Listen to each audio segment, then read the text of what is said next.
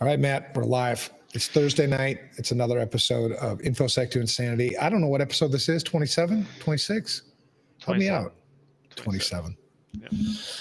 All right, so tonight we talk about accountability. We actually almost kind of planned this one because we talked about that in the last episode, like towards the end, like we're going to do the next one on accountability. Do you remember what we said the next one was going to be after that? I don't. It's almost like we kind of sort of know what we're doing. No, we don't.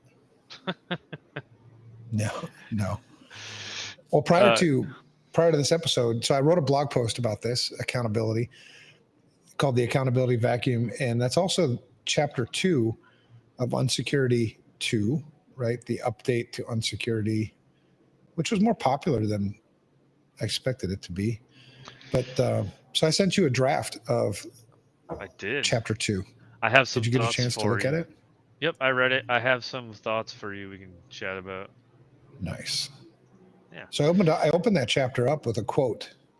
The quote is from my father. I like that. Yeah, he was a gunnery sergeant in the Marine Corps. You're a Marine. So it probably sounds familiar. He always just told me that shitty choices always come with consequences. And sometimes sometimes he would say that and remind me. Sometimes I just got the consequence first, and then he would tell me. Yep. Like, what the hell was that for? Well, that was your shitty choice. Oh, okay. Damn. It's like you said a couple times, right? If it should be done before it needs to be said. Yeah, that was his rule too. Yeah. Yep. If I have to tell you to do something, it's too late. Yep. So that would constitute a shitty consequence or a shitty choice in his mind if there was something that I was supposed to have done that I didn't do. And I may not have realized that I was supposed to do it. And so I would suffer the consequence and then be like, what was that? And then it was like, oh, that was the shitty choice. I get it. So I didn't have a quote like that I remember from the Marine Corps, but one of my platoon sergeants, his quote always was professionalism and accountability. You do what's right because it's right, and you're accountable to and for everybody. Yeah, makes sense. I mean, that's nothing. I don't think there's few things that piss me off more than lack of accountability. Somebody who's in a position where it's clear that they are the ones who are supposed to be accountable for something, then they don't do it. It didn't get called out. Something bad happens, so there's the consequence. You know, in this case, maybe it's a breach, and then it's all this finger pointing. You know, then it's like, I wasn't accountable, and it's all this bullshit. And in our industry, in the information security industry, accountability is severely lacking. It's always been lacking. You know, there's, countless examples, and you'll see that as you read, that chapter. I think I outlined, 3 in particular.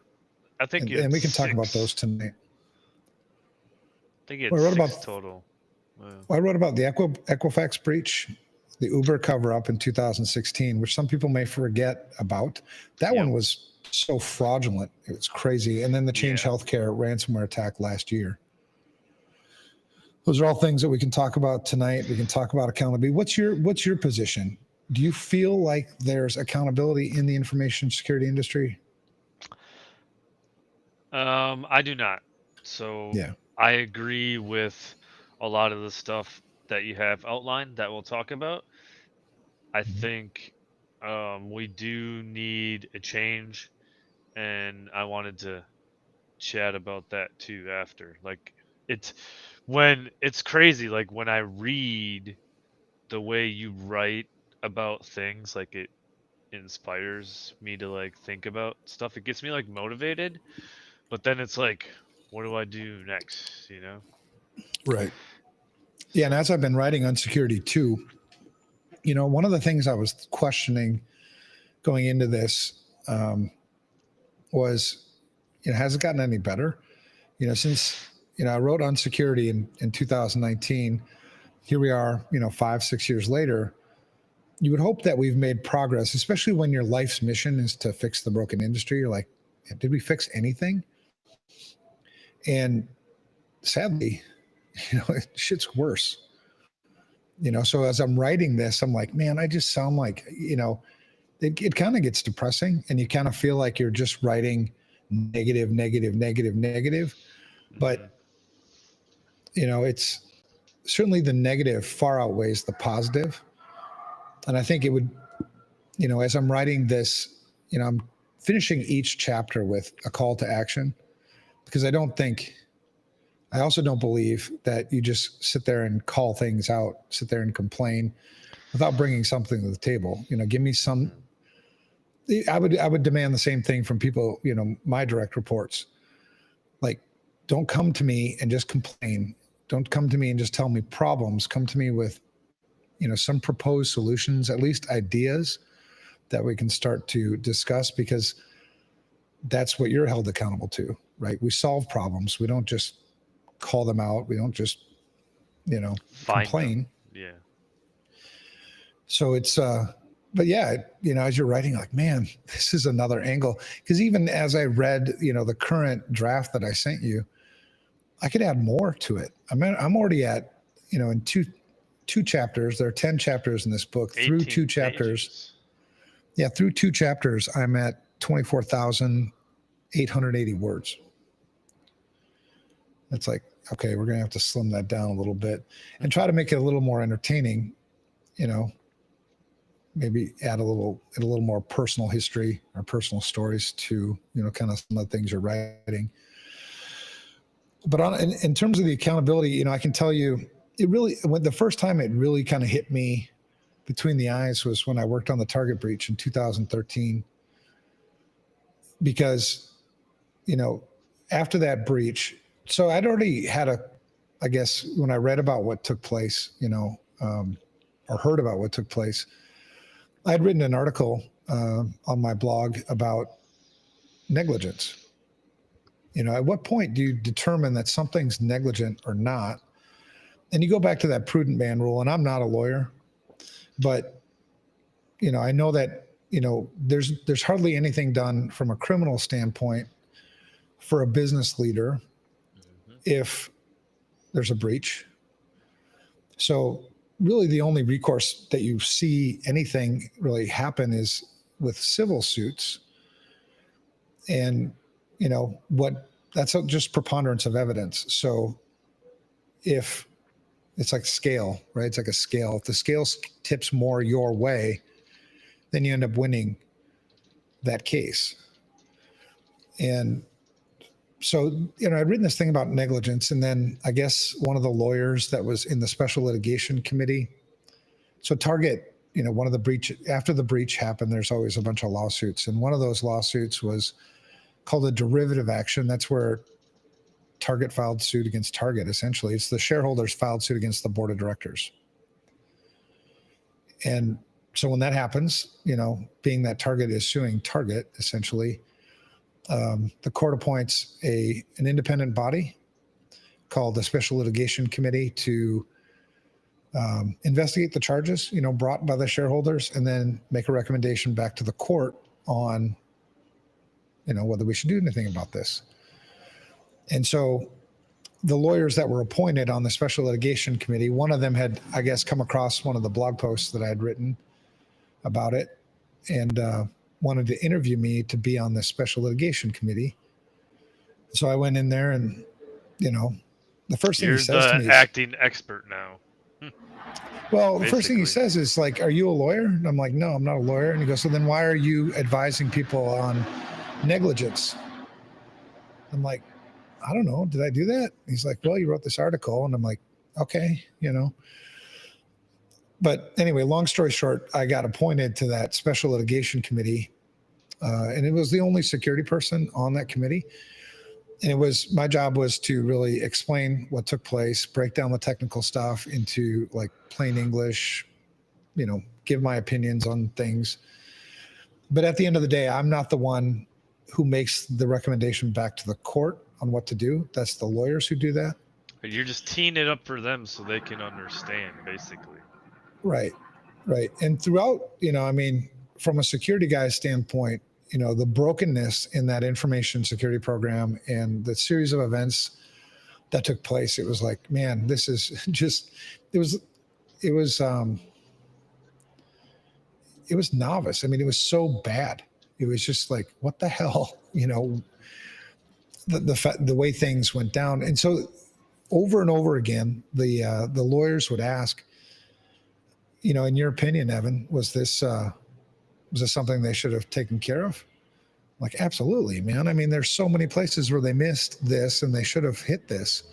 It's basics. It's fundamentals. This isn't like you need some, next gen something to catch this breach. And then they would always ask every single time, in the other companies that you've worked with, was this uncommon? And it was like, well, no. I mean, it's fairly common for this to be shitty. It's shitty everywhere. And so then, but the reason why they kept asking that was because that was the negligence bar. As long as everybody's doing shitty, you're not negligent for doing shitty. Yeah, you're with the herd, right? Right. And so it doesn't matter if the herd's running off the cliff. As long as you're in the herd, you're not going to be negligent. Your business will still get breached. You'll still, do a disservice to your customers and a disservice to your stakeholders, but you won't get sued. Or if you do get sued, your liability will be significantly lower. So do you think that is why, like, every place I've been, the business leaders are always like, well, what are our peers doing? Yeah, that's why they ask that. So instead of doing the right thing because it's the right thing, we just want to be in line with our peers, so we're not negligent, basically. Yeah. Or it's easier to not be negligent, I guess. Right. So as long as everybody's doing shit work, nobody's negligent. Whereas, logically it would tell you, well, if we're all making shitty choices, we're all negligent. None of us. I mean, the shitty choices should have consequences, but there's no consequence. That's the problem. And so when there is a breach that takes place, like take Change Healthcare, that's a breach that I would guess if you went and asked 10 people off the streets, just 10 random people about, did you hear about the Change Healthcare breach? What'd you think about it? I think, what do you think? 8, 9 wouldn't even know what the hell you're talking about. Yeah, probably.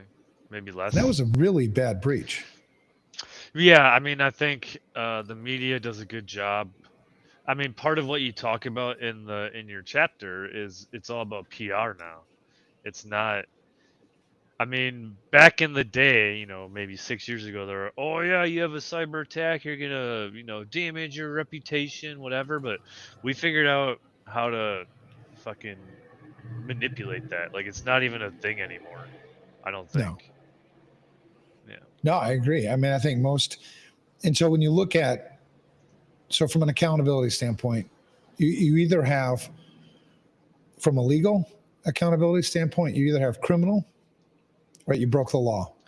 And the law in a criminal matter, and again, I'm not a lawyer. I just have been around too many fucking lawyers. In a criminal matter, the victim is seen as society. Society is the victim. Society is the one prosecuting the criminal or alleged criminal. And and the burden of proof is proof beyond a reasonable doubt. Right? So criminal acts, arson, robbery, murder, rape, there's lots of criminal things that you can do. And each one of those has, kind of a penalty. The way the law works with criminal law is the victim is society. It's prosecuted by a county prosecutor, city prosecutor, federal prosecutor, whoever, right? But it's somebody who represents the community. And then, usually there's incarceration over like monetary fines. Maybe there's a restitution, something like that. So that's one way to be held accountable. Another way to be held accountable would be civil law.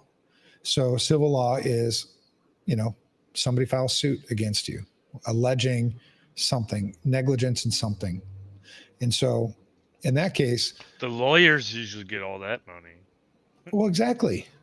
And that's kind of, I mean, coming full circle. And I think that's something I need to add to this chapter is what role does the legal community play in all of this? I don't think they play the role we think they play. I think they No, they play don't. they're more of a bodyguard instead of a representative of the people. And I think they like the status quo. They're making a shitload of money. I would agree. So in civil law, the offender, the plaintiff, whereas criminal, it was community, it was, society. In civil law, it's a party, it's a person or a group of people in a class action, something like that, where they've been wronged in some way. And so they file suit. And in a civil case, it's preponderance of evidence. So in a criminal, you had the burden of proof was proof beyond a reasonable doubt. In a civil case, it's preponderance of evidence. So tip the scales one way or the other. That's where the negligence piece comes in and all that other shit. The third type is administrative law. That's where the government has, like Department of Health and Human Services, for instance, they enforce HIPAA. So HIPAA is an administrative law. It's a regulation. And if you break that or you're found, to have broken those directives, then the prosecutor in that case is the agency, right? It would be, lawyers for the Department of Health and Human Services in case of, healthcare. For case of like GLBA, that's banking, that would be, somebody from the FDIC, depending on where the charter's at, right, for the bank. And in that case, the court itself is actually the agency as well. So you really have you're kind of fucked in that one, right? I wouldn't even fight it. What I would do is, because I've been there too, it's just treat them really nice without being obvious about trying to tip that scale, but hey, let's go out to dinner. I mean, just be nice, and when they say something, compliment them a lot. Yeah, I agree. Good job. Yeah. Social engineer the shit out of them as much as you can. And hopefully, what they'll come back with is some order that's not going to, break the bank. So those three types of accountability from a legal perspective. Other types of accountability that I can think of off the top of my head is customers. If customers feel like they've been wronged, if customers feel like you've betrayed their trust, then they may leave and go somewhere else. You've got stakeholder accountability. You've got, you might lose your job. Do you think customers even care anymore? Well, that's the thing, right? So the legal piece is, in my opinion, it's just complete bullshit, right? When you talk about criminal prosecution, it's just lipstick on the pig, right?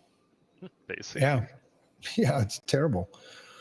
Yeah, on the civil side, it's funny because I saw way back when, I don't remember, a year or two ago, there was a poll that was put out by the Cybersecurity Hub, I think, on LinkedIn, and they'd asked who's ultimately, keyword ultimately, you have to be literal with this shit. So who's ultimately responsible for information security in an organization? And your choices were CEO, board of directors, CIO, and CISO maybe. I don't remember exactly. So I'm kind of paraphrasing. So in that, the right answer for that is the board of directors. If there is one, right? If there is one, right. And I would assume, being that was part of the answers, that, we're assuming that. Yeah. If there's not, then the owner, if there's an owner, an ownership group, somebody at the top, right? And so, but the sad thing was, out of like 32,000, responses to this poll, 23% got it right. And so I was like, what the hell? Like, am I wrong? I started to question myself. Like, I've been in enough of this shit over the years that it's an obvious answer. It's the board of directors who are ultimately responsible, whether they're held responsible or not, or held accountable. That's another That's story. That's what we're talking about. Right. Yeah. And so being that I was questioning myself, I got a group of, I don't know, 4 lawyers together. I wouldn't call them friends. I don't really have any lawyers that are friends, I don't think. And the way you get lawyers to go to lunch with you is just pay. They'll show up for sure. And especially if they can figure out a way to make it billable. So these lawyers showed up and I asked them the same question, in your guys' opinion, who's ultimately responsible for information security in an organization? And even before I was even able to give them the options, they had already said the board of directors. And so I was like, that's what I thought. And so here's my problem. Why then don't we hold them accountable?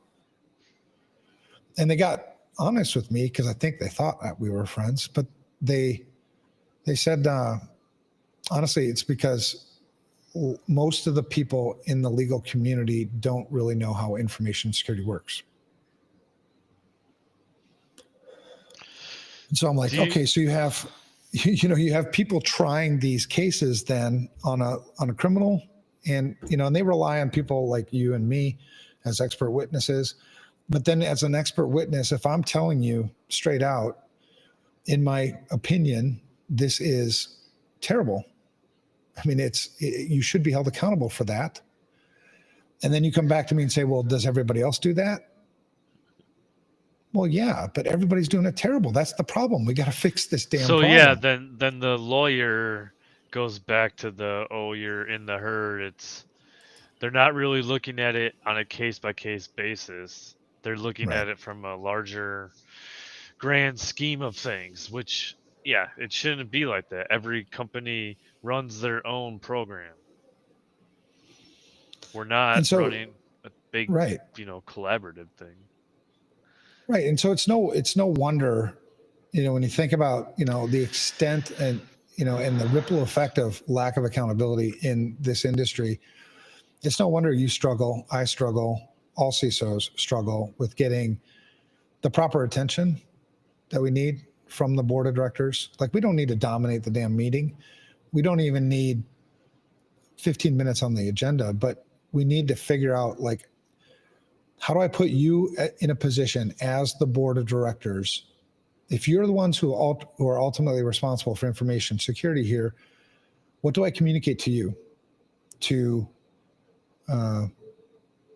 essentially, you can keep your finger on the pulse of it, right? So if you think like a car, like a speedometer, or we talk about like the S2 score or something that we can give them to track. Do you think people don't have enough cojones? So I'm thinking. Well, yeah, because I mean, who's got your back? The law doesn't. Because if you go right, you get 15 minutes to go in and talk to the board, right? And you're trying to get something approved. That is going to get approved by the CFO, CEO, whatever. If you're talking to the board, they're probably not there. It's just you talking to them more than likely. But you're not going to say, oh, they're not giving me budget and this is our biggest risk, because they're scared that that's going to come back and maybe hurt them potentially. Maybe. I mean, I haven't gotten to that level yet, but that's something I think people are more defensive of their current job position than they are in wanting to do the right thing. I hear it a lot. It's a career limiting move. Like, what the fuck does that even mean? It means you're not wanting to take a risk. Right. Businesses operate on risk. Well, and the thing is, I think you're not going to get here with accountability like we should until sadly, it's going to take something catastrophic. It's going to take something that's really going to wake people up and make them ask questions, difficult questions that people don't have answers to. You would have thought that it would have happened after the CrowdStrike thing. Right. Last year, because that was so like in your face. It impacted everything around the world. Yeah. Right. But what changes did people demand from it? The people, not so much. Customers, I mean, we got more control and more transparency, but it's not like a fix, I guess. There's no real I got free lunch. Right. Well, and none of that stuff is going to change the law. Right. Like if you want to change the law, then the public has to get up in arms about it. And I would guess, again, go talk. We should do this sometime. Just go out and talk to like 10 random strangers on the street and say, hey, what do you remember about the CrowdStrike incident last year? Oh, I've done that a couple of times. Everyone thinks it was a Microsoft thing. And so and then you talk to other vendors, and other vendors still blame Microsoft because of the way it hooked to the kernel or whatever. So it's like no one actually wants to talk about the real problem, right? It's crazy. Right. Well, and so, okay, so then let's say it's a Microsoft problem. That's it? Yeah, Microsoft. You just chalk it up to Microsoft and like, yeah, that's it. I mean, yeah. I mean, Microsoft's pretty much bigger than anything in the world. So, I mean, I think everyone's scared, honestly. Scared to say something? Yeah. That's sad because the people who actually suffer through these breaches are the people. It's the public. I think that's where we have the challenge. We do suffer. Like, we understand that our data's out there. Like, there's the things, we understand that. But traditional law, you were talking about earlier, right? Suffering, murder, death, rape, injury. That's how we traditionally think about harm. So what's really interesting is we don't put a value on the data. However, we put value on data when they're fucking selling it about us, but we can't put it on when it's lost. Seems like we already have that value defined. We just don't want to look at it. But then it's never on a balance sheet. Right. I brought that up too. People were like, huh, that's interesting. And then that's about it. Right. Yeah, I mean, if it's so valuable to a company, then what's the value of it, and why doesn't it show up as an asset on the financial statements? I don't have a good answer for that. I mean, I have brought that up before with CPAs, and you get a variety of just like kind of bullshit answers, but really no answer. I mean, if you did put a value to the data, well, then I would have to conduct an inventory of my data, right? Which would be actually no one wants prudent, to do that. I would think. Yeah. Right. Hard. But then on the other side, it's like, okay, I have this valuable asset in my organization called data.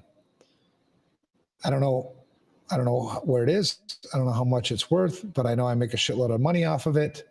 I don't know what's proper care of the data. That seems negligent. Mm-hmm. When you put it seems irresponsible. Yeah. It's like you're gonna buy a car in Chicago and you just leave it on the south side with the windows open.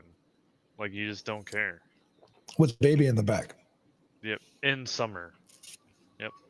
Yeah. With the baby in the back, and then the baby dies and nobody gets held accountable for it. And that's extreme. But yeah. But when you look at, like, you're trying to make it feel real, though, that's the intention of it. Yeah.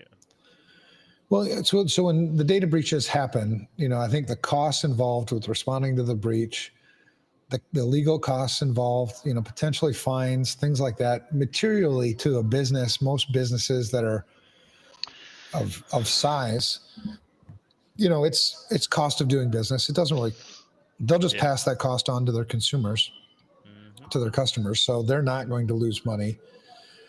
The data that it belonged to, so like my personally identifiable information, my medical records, my whatever, it's monetized in a way, if and when it is monetized, it's monetized in a way where I may not notice it for quite some time. And by that time that it actually gets monetized, I probably forgot about the damn breach anyway.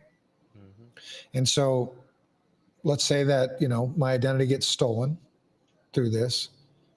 How the hell will I know, as the victim of a stolen identity, how the hell will I know which breach it came from and who did it or anything. I mean, I have no idea.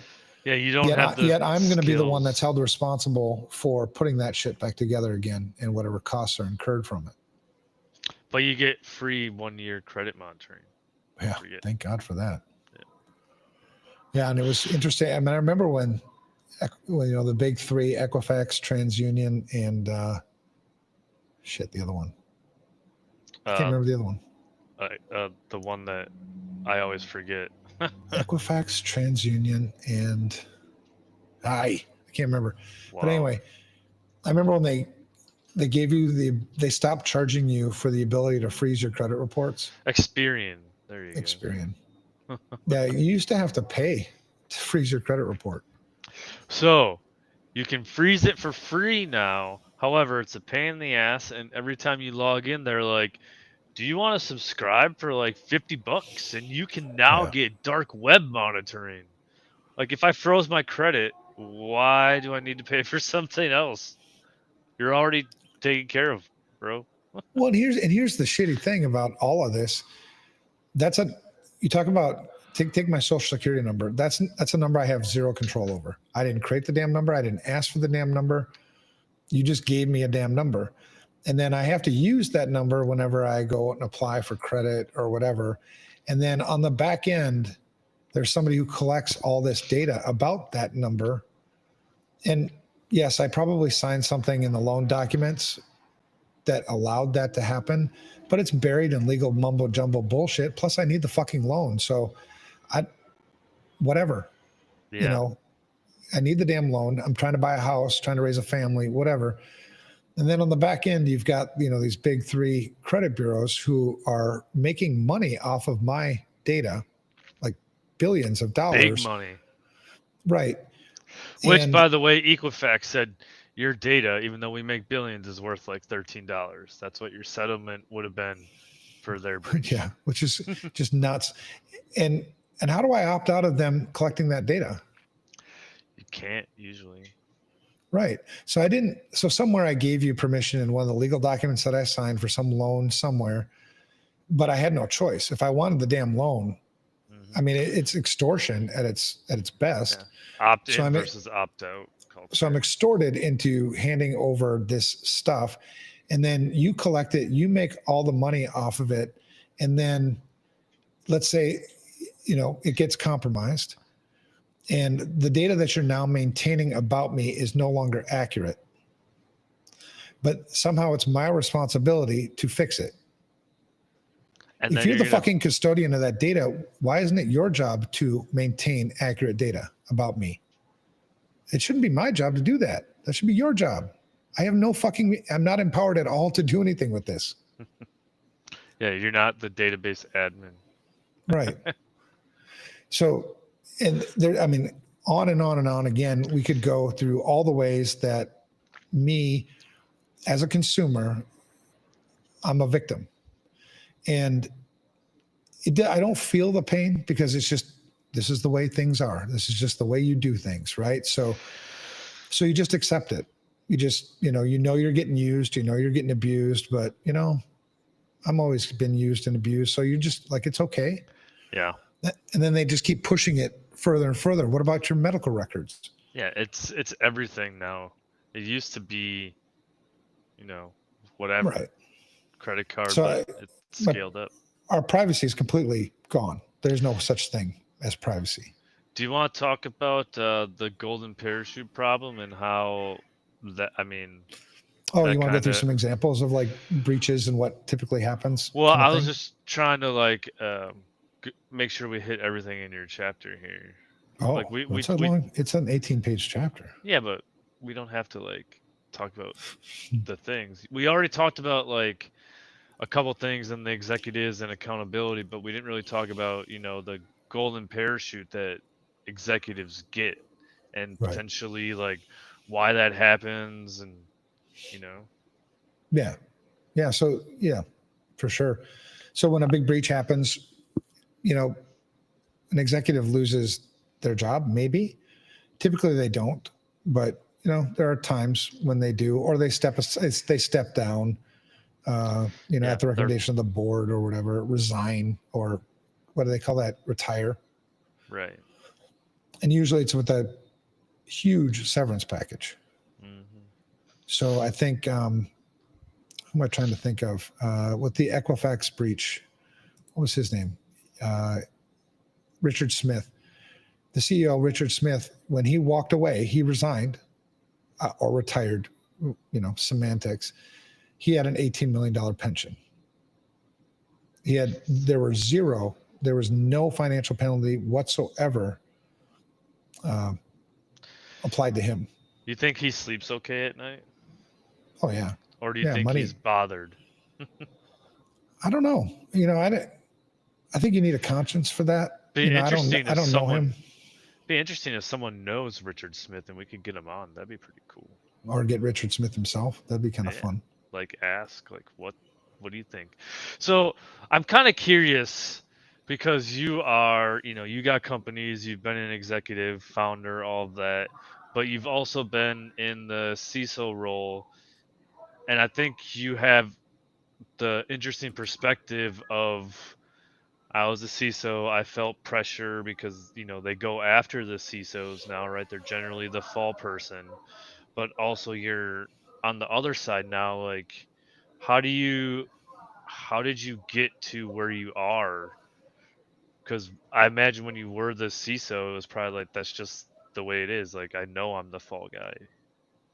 Yeah. Yeah. I think the last CISO job I had, like when I went pre, FR Secure, I was a CISO for a, $4 billion pharmaceutical company. It was a public company called MGI Pharma. I was really fortunate. I had an amazing leadership team. Amazing. The CEO, Lonnie Mulder, shout out to him. Great culture. He was very much interested in doing the right thing. It was just a really well-run company, in my opinion. So I think had there been, there were always incidents. People that said that they've never had an incident are just not watching, because incidents are happening all the time. You just classify them. Some are minor incidents. They're not even worth, telling anybody about. Just your manager, right? It's right. Whatever. Yeah. Yeah. So we didn't have any significant incidents, public data breaches that happened while I was there. I don't know what would have happened had that happened. I think just knowing what I knew about that leadership team, I don't think I would have been thrown under the bus.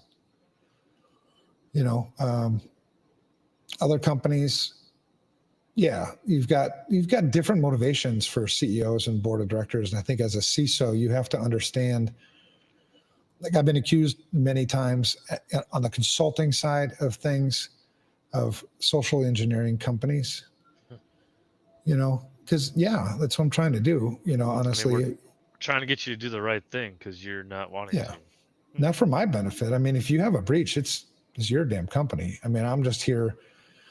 But I think CISOs should educate themselves more about what the real roles and responsibilities should be in the organization, and take a bold approach that if a breach does occur, I'm not going to be the fall guy. You can fire me, that's fine. But understand that, I'm making these recommendations to you, to the board, to the CEO, being fully defensible. Right. And so when shit hits the fan and I get called in to a Senate hearing, or I get called into, some legal proceeding, I was prudent.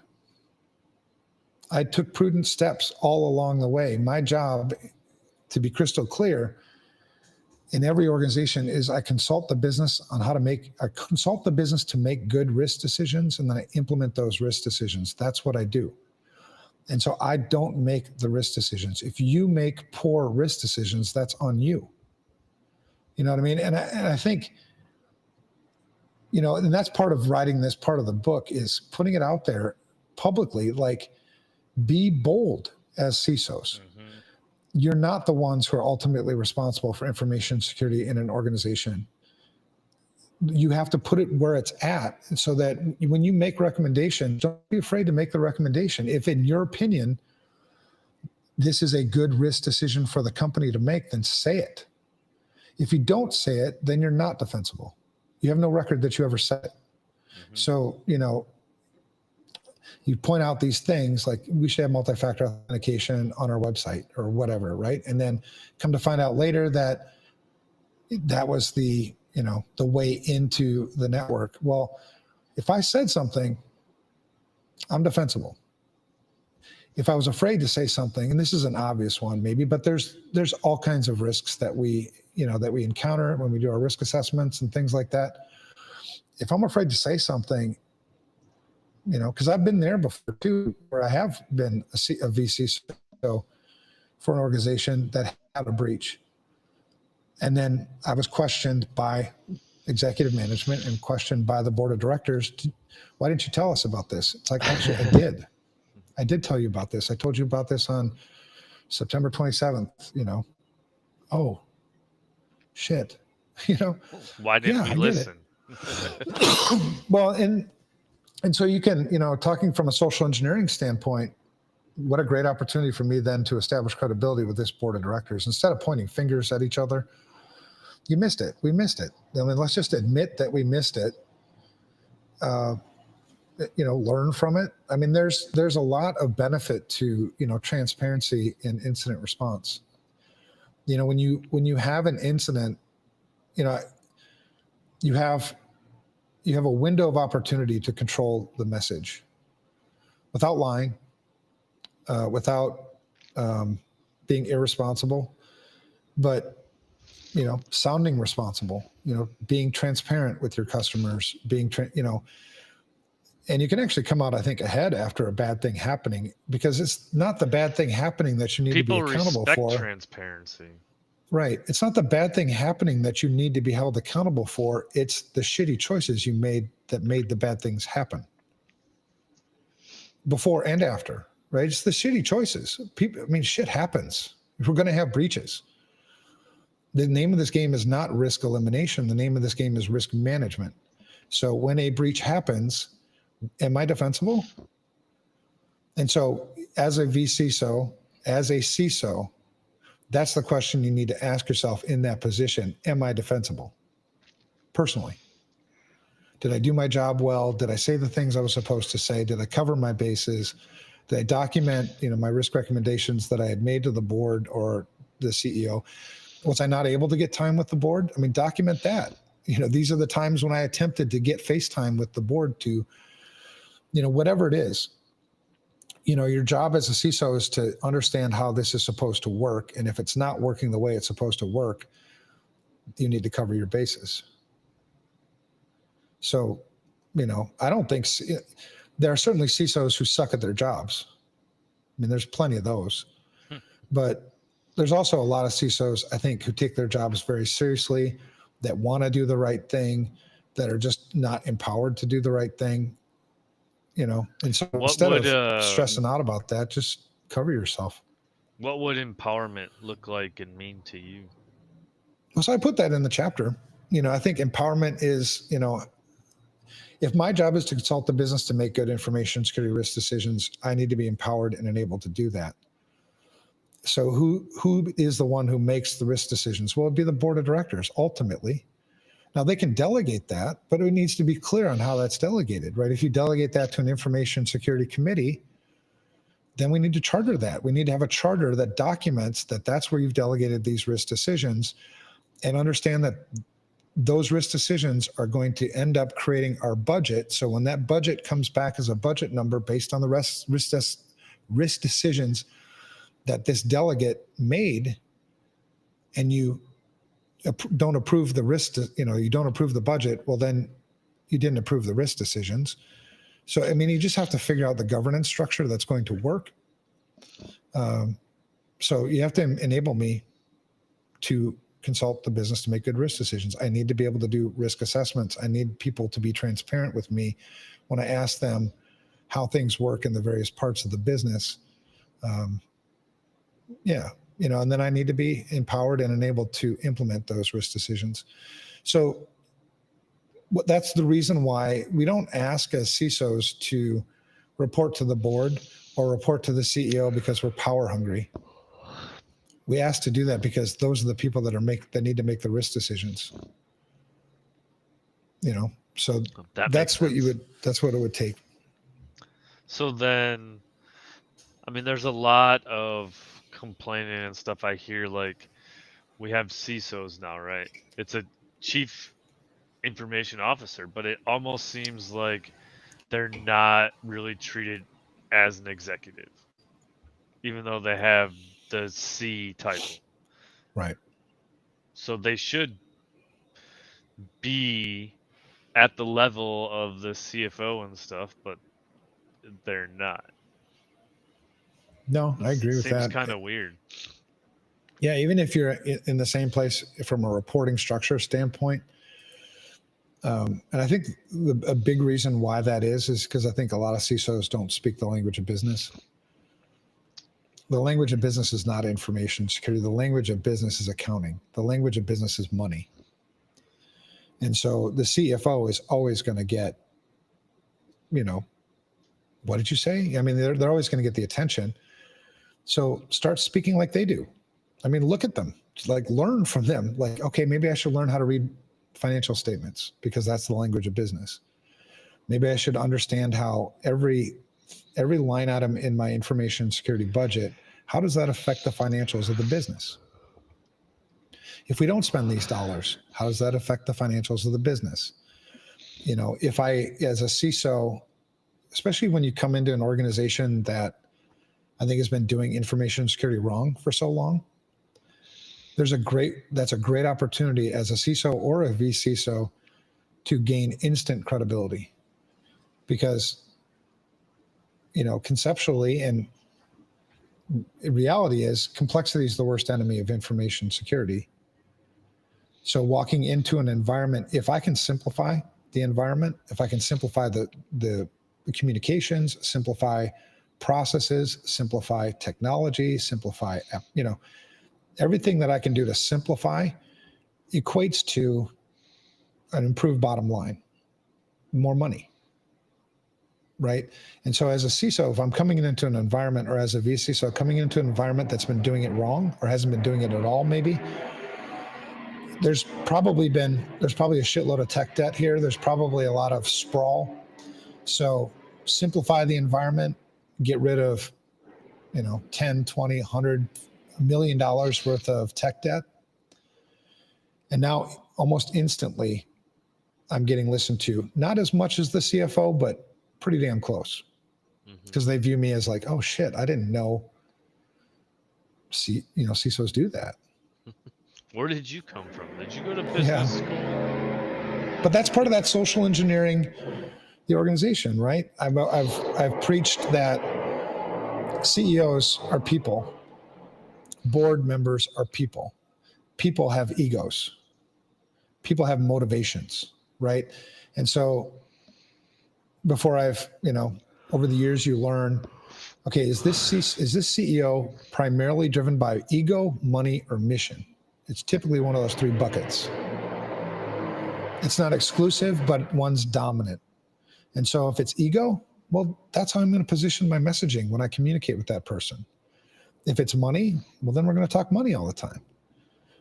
So I think a lot of CISOs maybe lack the skills of understanding how to navigate people, how to navigate business, how to navigate these hurdles that get put in our way. But if my job, again, is to consult the business to make good information security risk decisions, and I can't navigate those things, then maybe I do suck at my job. Because you hear a lot of CISOs saying, well, I can't ever get time with the CEO. I can't ever get time with the board of directors. Well, okay, work on it. Maybe you suck at consulting the business to make good information security risk decisions. Maybe you suck at this. You have to address that, because if you do suck at this, well, then it's going to be hard for you to be defensible when the shit hits the fan. But if you are good at this, like what things did you try? Well, I tried this, I tried that, I tried this, and I kept getting into roadblocks and whatever. Well, then just continue to document those things and you'll be defensible when the shit hits the fan. Because then they'll say, why didn't we know about this? Well, I fucking tried. I've been trying for the last 3 fucking years to get on the goddamn agenda here. So if you want to fire me, feel free. You didn't fix the damn problem by getting rid of me. I'll just leave this here for the next guy. Right. But, you know, and I think a lot of CISOs that you've seen in the big breaches have probably been fairly good CISOs. Like for instance, in that Equifax breach was Susan Molden. She was, in my opinion, a good CISO. I didn't know her personally, but she got drugged through the coals, right? Because she had a degree in music. Yeah. It's like, that doesn't mean you suck at your job because you have a degree in music, and you don't have to have a degree in information security to be good at this. That's all people think, oh, you should be a tech CISO. Right. Like, but I think Susan, because you have to take into account too, like what probably would have, I mean, I don't have this knowledge exactly, but I think what probably went down is, Susan, we're going to let you go. You're going to be, you know, probably not going to come right out and say we're going to make you the fall guy for this, but we're going to offer you a severance package of something. And in order for you to get that severance package, you have to sign this NDA. And so you won't be able to defend yourself essentially in the public eye. So you kind of end up, you know, to the public, the perception is that she must have sucked at her job. She didn't come out and defend herself well, she couldn't probably. Yeah. She's locked down. Yeah. It's just a dirty pool thing. So what is the cost of doing business then? You know, if that's the experience the CISO has, you know, on the way out, regulatory stuff, laws, how do you think we're doing on that stuff? On the laws? Like compliance? Just like any sort of, like the computer fraud law or CCPA or like any of that stuff that's supposed to be helpful. Well, I mean, those are criminal ones. You know, I think if you want to look at the effectiveness of the law, how many criminals have been prosecuted under that and, you know, been found guilty?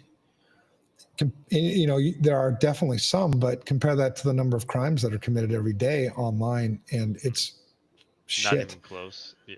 So the law, is that the law then, or is it law enforcement, the ability to enforce the law? You know, I think there's you could go down a bunch of rabbit holes that way, but I think just like any law, you know, there's so many laws in the books that they're on the books, but nobody enforces the damn thing. So it's like, I mean, that's what I think is happening a lot with the border stuff. We need a new law, bro. This one's better. Well, like you look at the border stuff, you know what I mean? It's not like it just wasn't enforced, you know, for a really long time. And then you have a president comes in who decides he's going to enforce it. And it's like, holy shit. You know, I can see it from both ways. It should have been, what it should have been is enforced from the get-go. That way people wouldn't have been fooled into thinking, they wouldn't have been fooled into this false sense of security. Like, I'm okay. You know, I've been here for 10 years now, undocumented.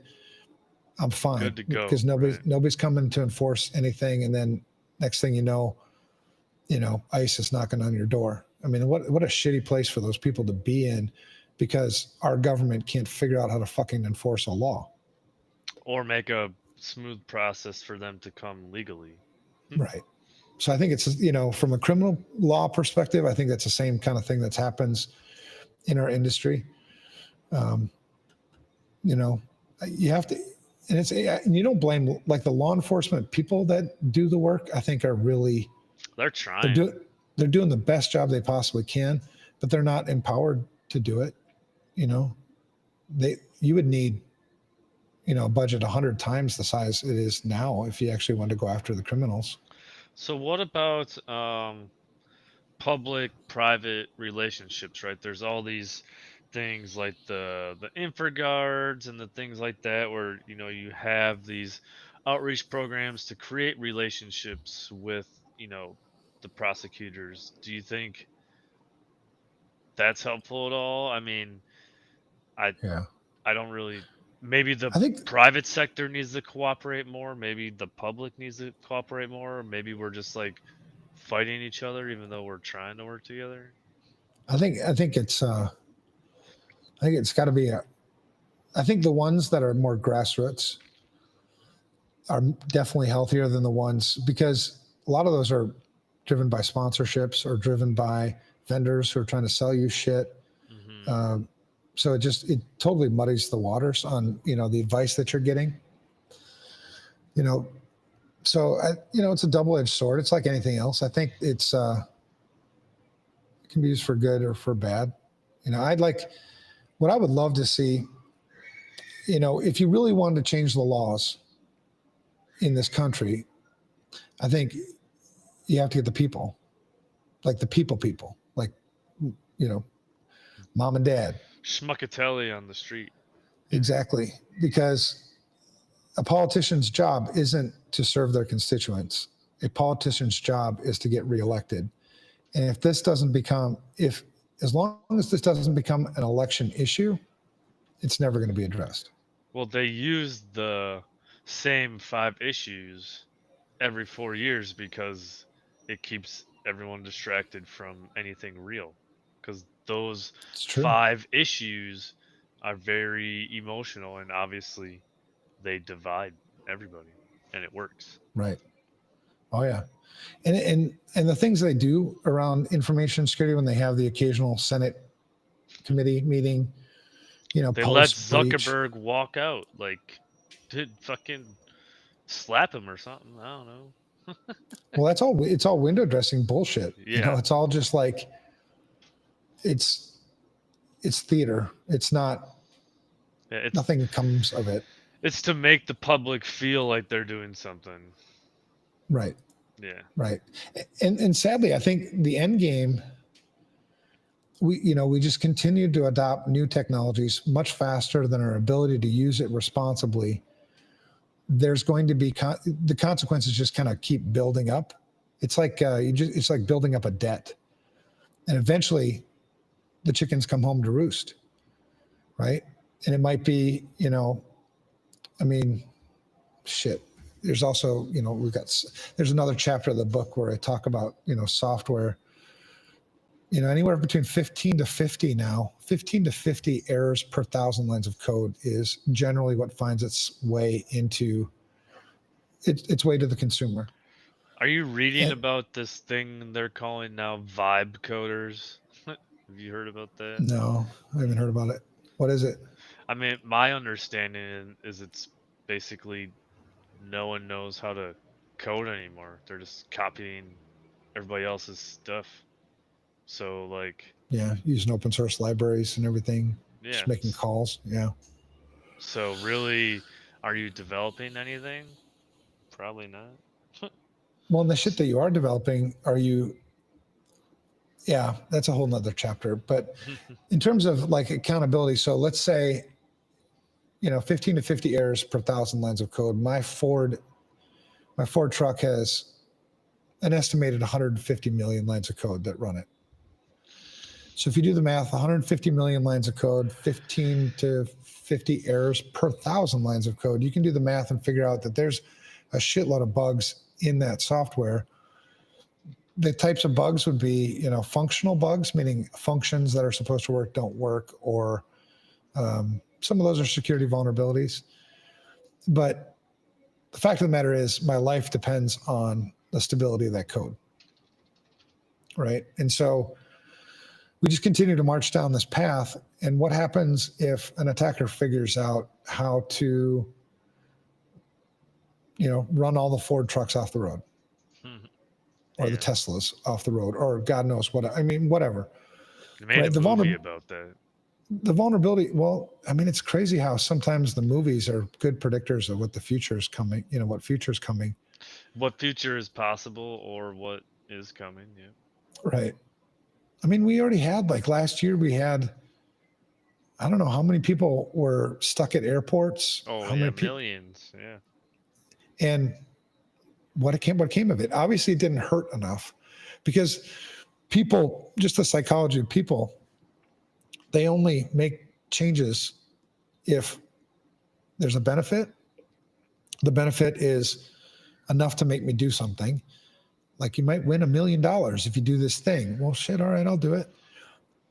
Or it hurts. Yep. Yeah, like, fuck, when I put my hand on that stove, that hurt like a motherfucker, so I moved my goddamn hand. And so as long as you stay within those boundaries from an industry perspective, it's going to be the wild, wild west until something hurts enough. Because I don't think you're going to get, people are already so focused on the benefit thing. The general, consensus is, it's never going to happen to me.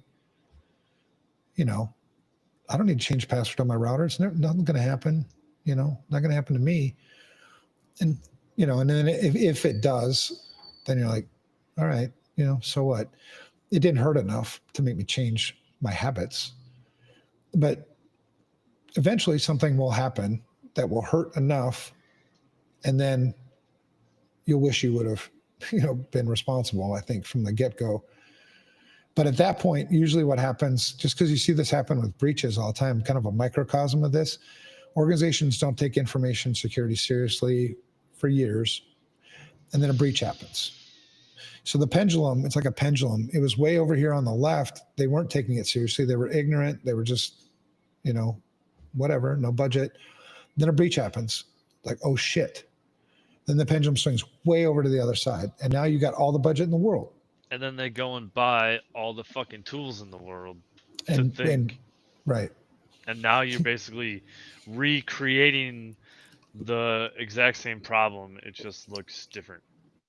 You're almost creating a worse problem if you have somebody who doesn't know how to do it well, because then you get a false sense of security, right? I would rather have, at least if I don't have any security and I know I don't have any security, I'm not fooled into thinking I have security. But if the false sense of security is the worst, because like I'm not even looking behind me anymore because I got a thing back there that protects me. Right. Whereas if I didn't have a thing back there to protect me, I'd be looking around like, is there something back there? I think false sense of security is worse than no security. I think it's worse to misspend an information security dollar than it is. I mean, it's worse. Yeah, it's worse to misspend an information security dollar than it is to not spend an information security dollar. Because at least one way I know I'm not fooled, So in terms of, what typically happens, in terms of accountability. So shit hits the fan, something bad happens. Immediately everybody goes into, unless you're prepared for it, immediately everybody goes into self-preservation mode. It's the fight or flight. Unless you've been there before, it'd be like, when you were training in the Marine Corps, you're trained under sometimes some pretty high pressure situations, maybe live fire, whatever. Mm-hmm. That's to get you to be calm, to process, to not, react with emotion. But if you haven't been through that stuff before, it's fight or flight. I mean, you're out, and usually it's flight, right? You don't know what's going to happen when it happens. Yeah. And so you sort of panic, fear drives most of what you're doing. Typically that's what happens, after a breach. Everybody goes into self-preservation mode. They start, thinking, well, what did I do? Am I okay? Protect myself? Yeah. And so in all of that, the CEO is thinking that, the board of directors is thinking that, the CIO is thinking that, the CFO is thinking that, the CISOs thinking that, everybody's thinking that. And the natural place to go, well, like information, it was a breach. Well, it's the information security guy. That just makes logical sense, doesn't it? I mean, I don't have to make much of a case to the public that it's the security guy. Right. Security guy, protect the security. Yeah. It's a logical conclusion. Right. So it just fits natural. Most people won't question it. I think unless you know better, it's like, that's not the guy or the gal. What was the CEO doing? What was the board of directors doing? Because all these breaches, I've been in 2 derivative action suits, which is where shareholders filed, case against the board of directors in an attempt to hold the board of directors responsible for information security. And actually they put it under they position it usually as asset protection, kind of what they call it, right? But in both times, I only know of one case of all the cases where there's been derivative actions after a breach, one case where it proceeded past that first hurdle. The first hurdle is to make the recommendation to the judge on how to proceed. If the recommendation is we think there might have been negligence here, we make the recommendation to the court that you do proceed. Then it's got to do the whole court thing. And then a lot of times those things are settled out of court, right? Because if you go all the way, right? Because then you've got discovery, right? And discovery's like, all right, you don't want that. All our dirty laundry.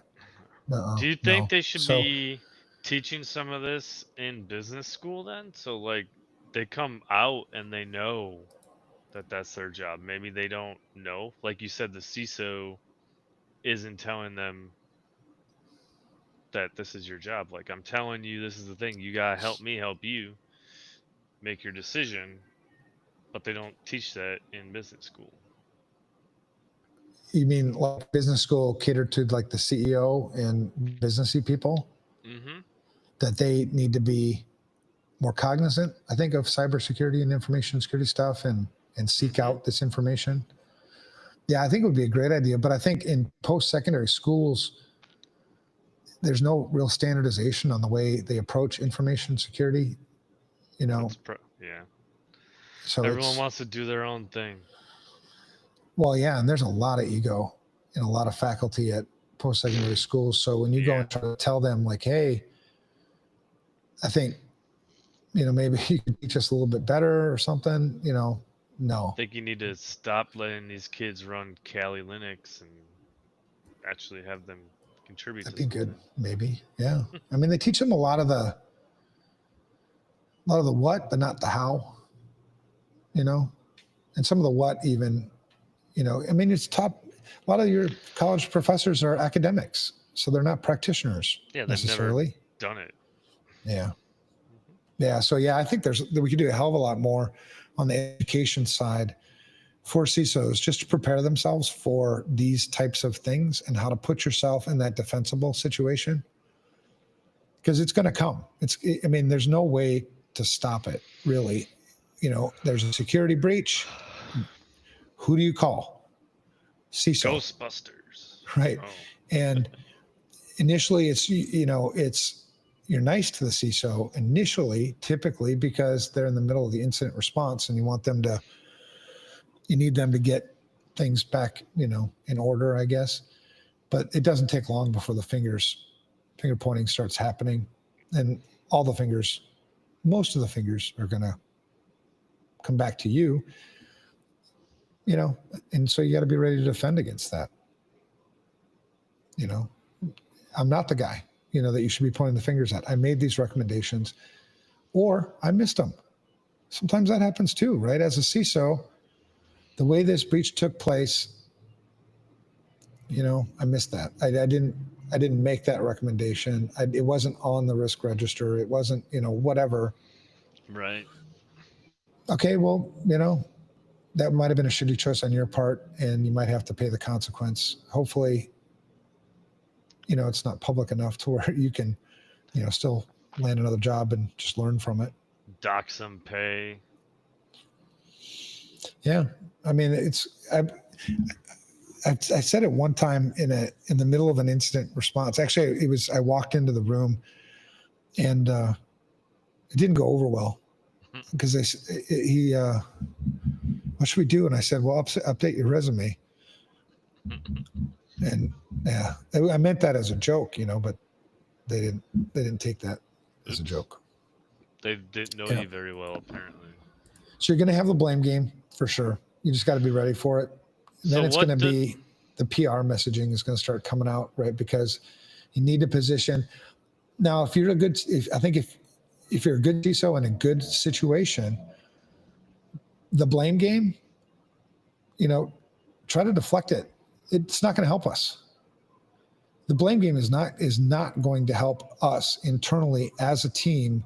And so ideally, as you've done your incident response planning and you've done, the tabletop exercises and whatever, you've discussed this and it's understood, it's documented, whatever. But taking a unified approach certainly will play better for you on the PR approach. Mm-hmm. You have two audiences for your PR. You have the internal audience and you have the external audience. And, a lot of times you don't tell the internal audience. You need to, though. That's where people, I think, screw up, because on the internal audience, they're going to, I have a saying that empty spaces always get filled. And so if there's an empty space in the communication, it's going to get filled with something. What it usually gets filled with is assumptions or rumors. So then how do you say it right away? Do you wait a year? Because No. there's got to be some sort of thought that, if I tell the employees that, this thing happened, they're going to leave. Oh, no, you don't need to tell them what happened or any of the sensitive stuff. You just need to communicate with them. You need to figure out what your message is going to be so that you can quell the assumptions and the rumors. Because if it's a public enough breach, it's not like the news media is only going to call your PR department. They're going to look for any employee anywhere that's going to leak some shit so they can get the exclusive on it. So you have to, have that internal PR piece that, can keep the unity of the company, assure everybody that things are well under control. We've got it, shit like that. Address the things that have been leaked out into the news media, because, things will, could happen where, something went on Twitter, like this happened at so-and-so organization, being able to address that, internally with your team is important. So you're going to have, when you talk about accountability, the first thing I'm trying to do, because like everybody, I think, defend myself, right? At the end of the day, we don't work for companies. At the end of the day, you work for yourself and you work for your family. Mm-hmm. I love my company, well, FR Secure, I actually do work, it's different. But at all the companies I worked for, I didn't actually work for them. I did my best for them, but it was for me and my family. I had to put food on the table. I wanted my kids to have a great upbringing and all that other shit. So on the accountability standpoint, knowing that part of what comes with the job is the blame game is going to come. I need to be ready for it. I need to, understand that PR is going to come. And I never want to be, so that the next section in that chapter is about the powerless CISO. I never want to be the powerless CISO. So if you're not reporting to the CEO, why are you taking the job? Well, that's what it got down to towards the end of the playing days, right? You go from player to coach. Now I'm coach. In my playing, last few years of my playing days, I wouldn't take a vCISO gig. I wouldn't take a consulting gig unless I had FaceTime with the CEO. So, but you have to be in a certain position in order to demand that, right? I couldn't have done that 20 years ago, probably, because they'd just say, all right, screw it, we'll go somewhere else, Right. But but if I don't get time with the CEO, I think that's another thing that's crazy about this industry. You talk to people in this industry about what do you want to be? Like, where do you see yourself? I want to be a CISO. I want to be a CISO. It's like, why the fuck would you want to be a CISO? That's what I got told when I was doing interview practice at college prep, whatever day. They're like, yeah, you need to tell them you want to, be a thing. Okay. Right. If you want to be a CISO, open your eyes to what that is and really come up with a good purpose behind it. Like, a bad purpose to be a CISO is because you like the power, because you like some people say, well, I want to be able to influence. that's not really purpose. Like, to what end? I mean, influence like from a power ego standpoint, or influence because you really want to help people, you want to serve people. You know, there's a lot of CISOs that got into the CISO position just because it was the top. You know, it's like once you've Ladder arrived, climbing, right? right?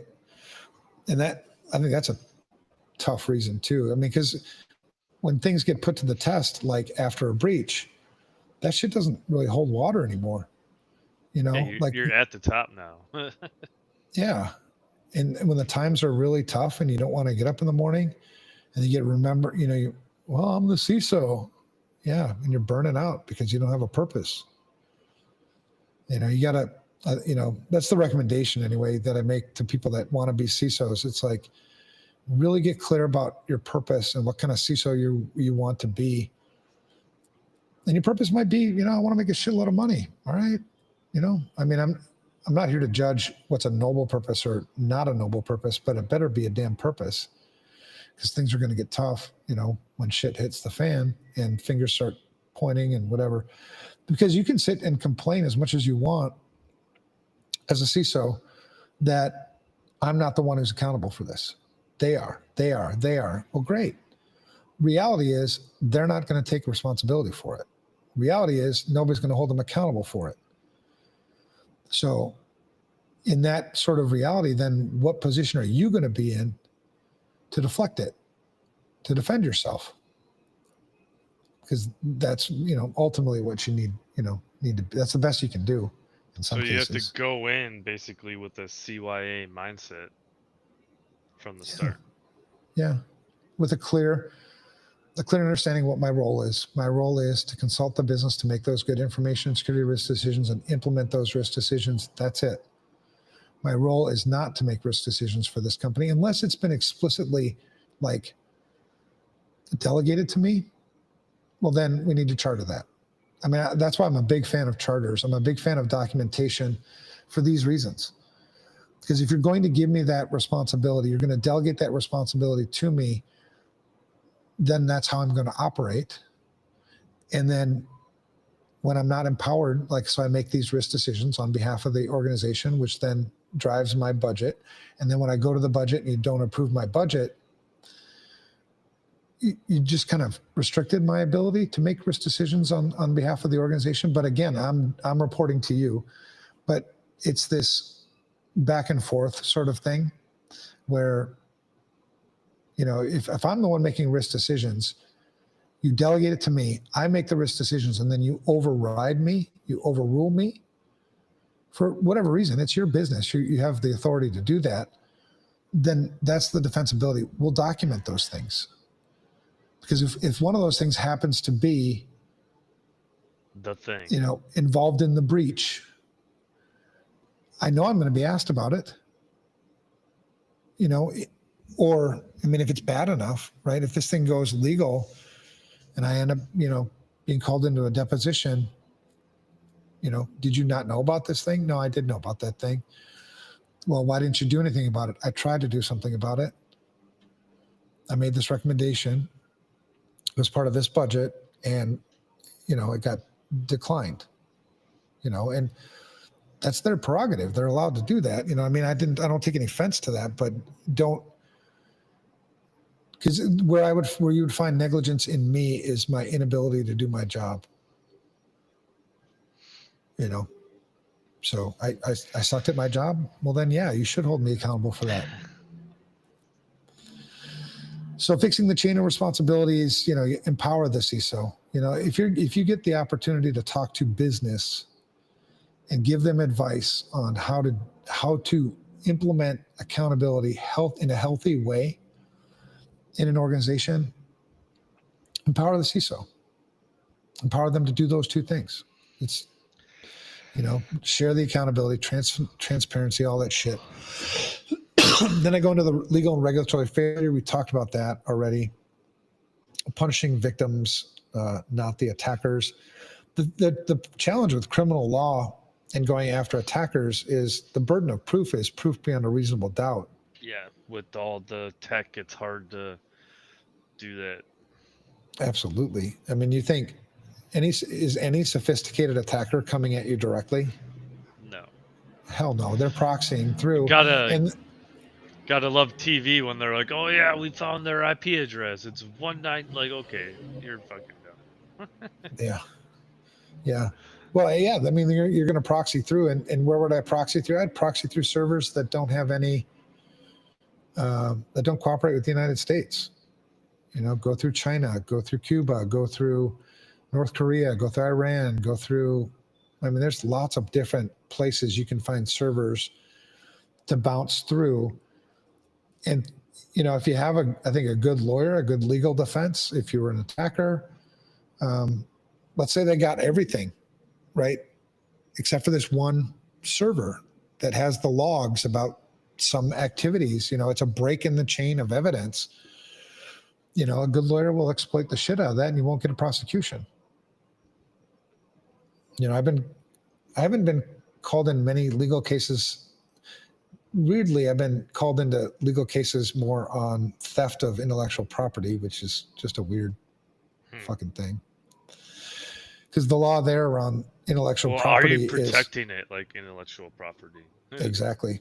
If on the defense side, if they can make the case that you didn't protect this thing like it was truly intellectual property, meaning kind of like your life depends on it, well, then I'll claim it wasn't intellectual property. Right. And, get off. Those usually settle. But yeah, anyway, the cost of doing business. So if you wanted to hold like a business, I mean, there's multiple parties, right, involved in a breach. So the business is represented by people, the board of directors, the CEO. So you've got personal liability, you've got business liability. I mean, if you made it hurt enough there's definitely a relationship here. If you made it hurt enough the business, their shareholders are going to demand some change because their stock price just dropped like a rock. Are like 10% of a quarter revenue or 10% of a year revenue? Like, yeah, that's a good question, man. There's no like published thing. I mean, GDPR is supposed to be what, up to 5% or something like that. But they can't enforce that. We're shit. Yeah. GDPR is such a, that's another one of those laws, like, and it was poorly written because, like, I hate the damn, just one example. I hate the cookie thing. It's worse now than it was before. Right. And how long have we as security people been teaching people to stop clicking on shit? Like, you have to click on shit. I get that. But at least read the shit that you're clicking before you click the shit. Right. And so, but is anybody reading the damn cookie things? No. Everybody just says, accept all, accept all, accept all. Get off my screen.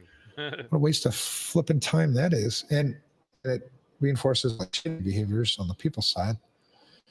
Yeah. GDPR pisses me off. But most of the legal regulations, I think, kind of piss me off. They don't really have meat. Like even HIPAA or GLBA, like there's no real meat.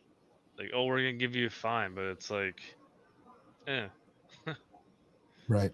Like give them, even what Microsoft had, like what, 50 million? Dude, it should be 50 billion. Oh yeah. Yeah. Microsoft employs a legal team. I don't know. It's like 250 or 300 full-time lawyers work at Microsoft. Something like that. I don't know. I don't know the exact number, and I might be way off, but I know they have a large legal probably department. Private. They wouldn't publish all of it, probably. But I know they have a huge legal department and probably, other, contract counsel. And they're a damn tech company, for crying out loud. What the hell? Yeah. Why are you having to have that type of legal defensibility if you're trying to deliver a product to the people to make their lives better? Right. Yeah, unless exactly. You're doing a shitty ass job. Right. Well, and they are. If you want to call it, a spade a spade. Yeah. I mean, here's the thing. Like, if I use your product and it causes me harm, why do I not have any recourse? You know what I mean? Like, if you use a hair dryer and it shorts out and it shocks me and I lose a finger or something, like, there's recourse for that shit. If I'm driving my car and my brakes don't function the way they're supposed to function and I end up crashing my car, there's recourse for that shit. There's like consumer protection things. But for the software I use, yeah, fuck it. We're not consumers. And that's that, but it's my job to patch your shit. Why don't you make the shit good to begin with? And then I understand that you're going to have patches at some point, but not at this level and not this many of them. And you should patch the shit, not me patching the shit. It's your responsibility. But then I'd have to give you access to my shit. So it's like, fuck, we're fucked. You brought up an interesting thing about consumer, right? So there's the consumer protection. But in this space, we don't call it consumers. We're called users. Yeah, like drug addicts. You think that's, if that is a narrative that could get shifted, if we're no longer users, but we're consumers of technology, would that help close the gap on understanding of protection or enforcement? I don't know. I mean, I think it's more accurate, because I'm not a user of cars. I'm not a user of, when I go buy food, they don't call me a food user. Right. Where the fuck did that even come from? I want to find that person. I don't know. Probably some Microsoft dude. It annoys me too, because when I try to talk to other professionals, I try to like get them to change, and they're like, "It's always been like that. It's always been users. Like, it's just easy. They're users." I'm like, "You're killing me, Smalls." You're in technology, for crying out loud. Why are you why would you ever stick with something you always do? Yeah, right. Unless it's a basic fundamental kind of shit. Maybe they see it that way. But so fixing the legal and regulatory gap, number one, man, we got to start with some personal accountability. If you, and this is the recommendation I made to my lawyer, and they're not friends, just the lawyer people. Like, why don't we have just explicit, if you don't do this one thing, you're negligent. Like, just call it out.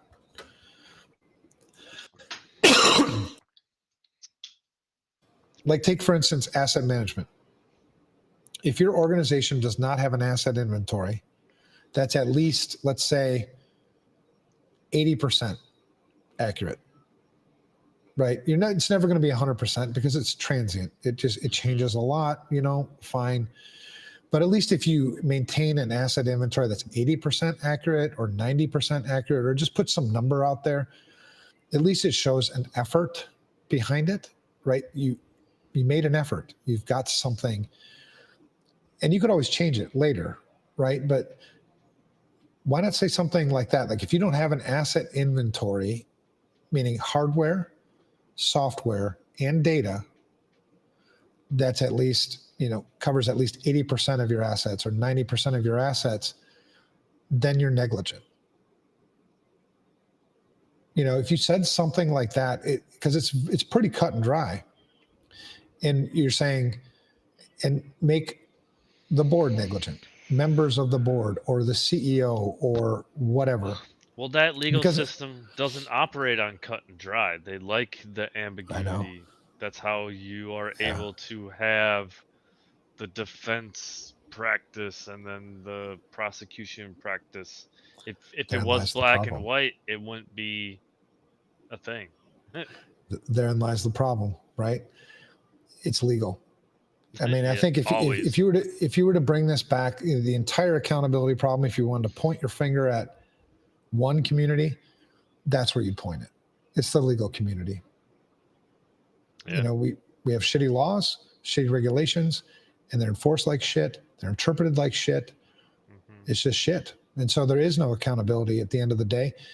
And the only reason why the CISO suffers in this is because somebody's got to suffer. Somebody's got to take the PR. hate. Yeah. Yeah, And because as soon as the what PR do is people only want a when thing. something bad happens? What do people want when something happens? They want somebody to be held accountable to it. Bring out, someone's head on a pike. And it's only PR is only a thing because of media and stocks. If that piece wasn't tied together, it wouldn't be a Right. thing. Like Right. why is social media allowed to dictate a stock price? That it should be fucking criminal. Well, yeah. I mean, the lawmakers do a lot of things that are criminal, Yeah. But is anybody going to prosecute? I don't know. But, but you can at least, I mean, from our perspective, from a security person's perspective, from a security community's perspective, at least we could all get behind a message like this, because this is another way I think you can change the industry. Is everybody makes the call that we need to have personal accountability, right? Because when you have a group of a few 100,000 strong voicing something, it's hard to silence that. I mean, the community, the general users will take note and start to listen like, yeah, hey, wait a second. What the heck? Yeah, what the fuck? We do need to do something. And then it becomes an election issue. Prior to, the bad shit happening where people die or everything. So I think that's the point of the book. And I think that's the point of discussions like this. And the point of the podcast is get the things out there and then figure out what things you want to rally around and what things, you want to actually affect change. Because just because it's not gonna happen easily doesn't mean we don't, I think, still call it out. Because we do have to, if you want accountability to actually work in our industry, you have to be personally accountable. A CEO needs to have, integrity. Well, right. And so if you, going back to that one example, asset inventory, if you made it that way, where we're going to hold CEOs accountable if there isn't an asset inventory, just as a hypothetical, watch how fast everybody's got a fucking asset inventory. It'll be done by next quarter. Hell yeah, it will. And it's totally, from a security person's perspective, from a responsible person's perspective, that's the right thing to do. They don't do it because there's nobody forcing them to. There's no pain, right? There's more benefit in not doing it than there's pain in doing it. If that makes sense. It does, but it doesn't. Right. I mean, shit. I mean, being a Marine too, man, the importance of accountability. If nobody's going to be held accountable, then you got fucking chaos. And that's what we have in this industry. Well, I put out a post, I don't know, this was a couple of years ago when you guys were doing the shit show. Like, in IT, right, we get a new person, joins the company. They get onboarded, they get a laptop, keyboard, they get all this cool stuff, and we just hand it to them. Right. And then all of a sudden, in the CMDB or whatever asset you're trying to do, it says so-and-so, it's assigned to that person. Nowhere do we go through a process and we say, you are accountable for this device. In the military, when I issued out radios or crypto to people and we're going out, we're fighting, they're signing a piece of paper that acknowledges, yep, I got this. This is the serial number. I am the owner. I am accountable. Everything that went out. Why do we not do that with the corporate world? It's not that hard. Because nobody's held accountable for that. I mean, any process you put in place, like a process like that, if there's no, accountability piece to it, what would be the other side then is what's the benefit to the organization in doing that? Looking at it from the language of business, which is accounting, which is money, well, that's a process. That process will probably cost us more money than the lost assets. Yeah, because you're allowed to depreciate assets and write them off. Yeah. I mean, but that's because they're not thinking about the potential data that's on them, because we don't account for data. Yeah. It reminds me of raising kids. You know what I mean? Like, I have 5 kids, and I was the accountability guy. My wife was not. I mean, she held me accountable, which I guess by proxy. Marlis was fun mom.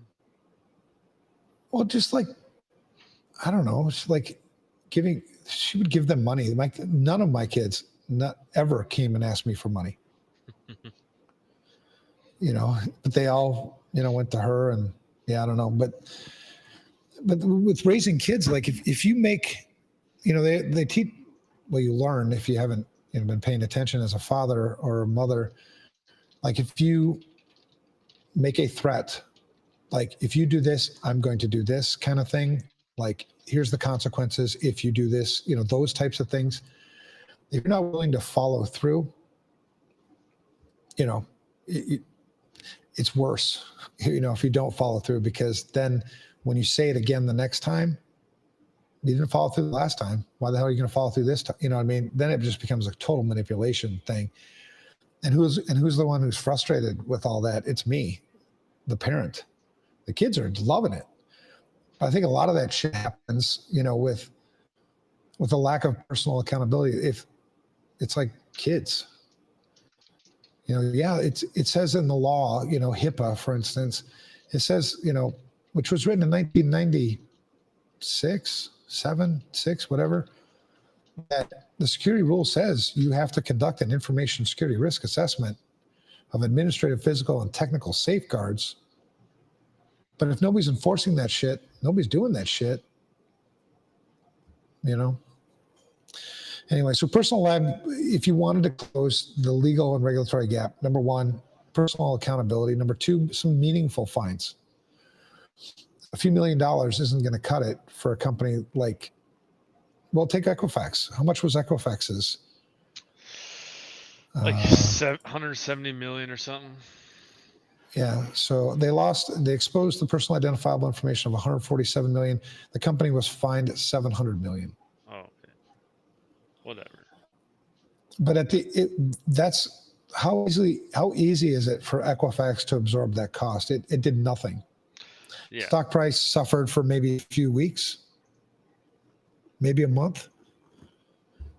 But at the end of the day, there was no accountability. Uber, they paid $148 million in settlements. After they created Uber Eats, so whatever. Well, Uber was a straight up like cover up. I mean, that was like a fraudulent. Yeah, they paid and they said, no, we're good. Well, they hid it. I mean, the breach happened in 2016. They covered it up. They hid it from even the board. That's why, in that case, the CISO, they didn't have a CISO then, they had a chief security officer. That's why he was convicted of a criminal charge, obstruction of justice. Because it didn't go up. Well, because he tried to hide it, right? But anyway, but at the end of the day, to the 57 million customers and drivers that had their information exposed, I don't give a shit who did what, but somebody's got to pay for this. Somebody's got to make this not happen again. It's got to be punitive enough to deter other people from doing it.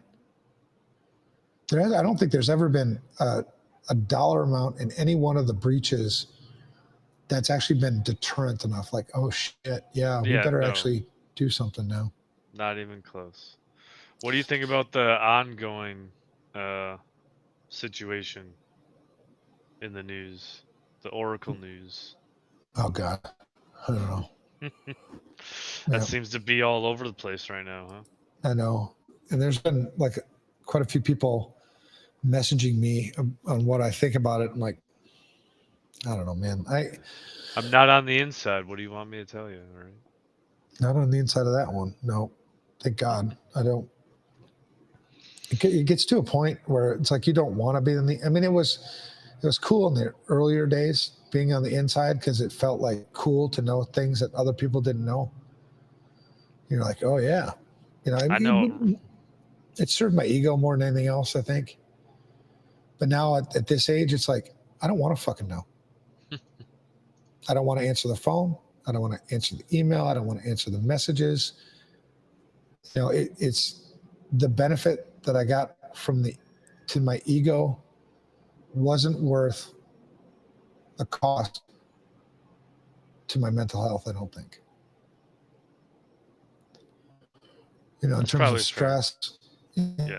in terms of stress, in terms of number of hours, lack of rest, just the frustration. Yeah. Had I knowing what I know now, I would have not probably taken a lot of those cases, just, but I guess now you can kind of share some of the wisdom you got from it. From the experience, right? And then people want to know the facts, right? If you're able to, you're not under NDA anymore or whatever. Share the real story. Right. I think we need more of that, more of the sharing the real story and less handcuffing, because other people aren't going to learn unless we're talking about it. Well, but who's listening too? Mm. You know what I mean? When you've got a reach like a Microsoft or, a FireEye or, when you've got that kind of reach and that, yeah, CrowdStrike, when you've got that kind of reach, all you can do is preach the truth as much as you can, be open to, I think, challenge, and, at least I sleep well at night knowing I said what I was supposed to say. As opposed to, it's the same way I would have done it as, when I was CISOs, say there's no defense in ignorance. There used to be, you used to run into CEOs and things that would say, don't tell me about it because if I know about it, then I got to fix it. Right. And that was somewhat legally defensible, I think. But somewhere along the line, ignorance no longer became defensible. When it's something that you should know. You know what I mean? Right. Every company is now basically a tech company because they have so much. And you might not be making tech, but you are foundationally run by tech. So you need to understand it to a good degree. Yeah. Yeah, for sure. Yeah. So the illusion, I think continues. I mean, I think if the general public knew how, I think, fucked up this is, I think they would demand better. I don't know. I go over this a lot in my head. Yeah. I mean, I think they wouldn't care. I don't know. I mean, really, you think so? Why? Why do you think they wouldn't care? Because it's complex, and then they don't feel it. They don't know how they feel it. And back to our good friend Mr. Ryan, it's analog and digital. You don't feel digital. There's no physical anything. Yeah, see, but I disagree with that. I mean, I disagree with you don't feel the digital because you do. It's because it manifests itself as the physical. I mean, it's digital and physical. Like I spend too much time watching, so my eyes hurt and I get a headache.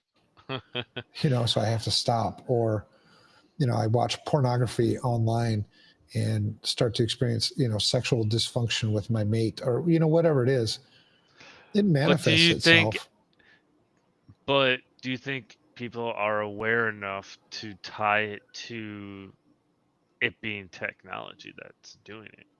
Or maybe that's what we're talking about, is if they were aware. Right. Yeah. I think, yeah, I mean, you'd have to figure out the message. But I think if they did know, like, the fact of the matter is, like, you have no control over your digital life. Zero. So I think if you got to use a VPN, that's how you get secure. By the way, that's what TV commercials tell me. And but NordVPN. If you were blunt and honest with people, like, and explain to them the consequences of that, you know what I mean? You do, because you do feel you may not feel the pain. That's because you're being bled out for a long period of time. You know what I mean? It's not like you cut my jugular, but, I got this wound that just keeps oozing blood, and eventually I will die from it. Maybe that would change things. The other alternative is you continue to allow things to go the way they're going, and you can sort of predict where it's going to end. I feel like it's gonna be like the automotive industry, right? We didn't have seatbelts for how long, and eventually people died because we started going fast enough. Yeah, good point. Yeah. And then they're held accountable. Right now, I mean, in the grand scheme of thing, we are still young.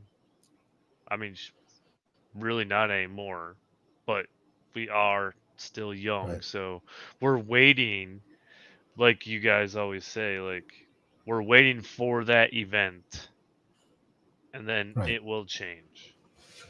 Yeah, but why as humans do we have to wait for that event if we know it's coming? That's the frustrating part. It is very frustrating. Yeah, because you try to figure out the right message to get the point across, so that you can save people from harm. I mean, it's because every excuse you hear, every time you hear an excuse, it just reinforces the lack of accountability. Right? Because if there's accountability, there are no excuses. Right? When these things are defined, because I've heard that a lot. Well, we're a young industry. It takes time. Young is no excuse for irresponsible. When I had my children, when they acted irresponsibly, even at the age of, months, you still corrected the behavior. You know what I mean? You still held them accountable. Mm-hmm. So that when they got older, that, I wasn't going to have, like a serial murderer on my hands. So, at what point do we start to implement the accountability and start to correct? Because the young thing, that excuse doesn't work. Well, it's going to work as long as they let it, I suppose. Right. Yeah. I suppose too. Well, and the good thing is, I mean, we're basically like adolescent teenagers right now, is what I feel. As an industry. We're like adolescent teenagers that are addicted to like lots of drugs. Well, because I mean, and driving our cars and no job. I don't go to the big conferences like the DEF CONs and the RSAs and stuff, but I hear about what goes on there, and that's basically a teenage fucking raver. Can be. I mean, there's like big gatherings. Maybe that's what we need. Maybe we need a public kill some of us off. A public broadcast of what happens at RSA. Like I heard one year that they were having people like fish for dollars or some shit. Like I was there. If people they had a dollar on a fishing pole with a fish line, and people would walk by and try to grab it, and he'd like switch it up. There was also a dollar, like one of those wind tunnel things that blows around with dollar bills in it. Yeah, try and catch it all. Yeah. Here we are at RSA, where the industry professionals that protect your data are working hard at their job, working to protect you, the normal people out there. This is what they're doing. Oh, yeah, there you go. Yeah. Do some exposés kind of thing. But then, you got to be careful with that, because You'll get some. You'll get blacklisted yourself. Yeah, Know? you'll probably get some heat for this. I'm not gonna have a career. Right. Yeah, well, But put myself it's, out there. Fuck it. I think what's always been, kind of, it's funny because I was talking to, the CEO of FR Security, John Herman, today. And, we were laughing, sort of crying, sort of about how's business? Oh, it's busy as shit. I mean, we have lots and lots and lots of business.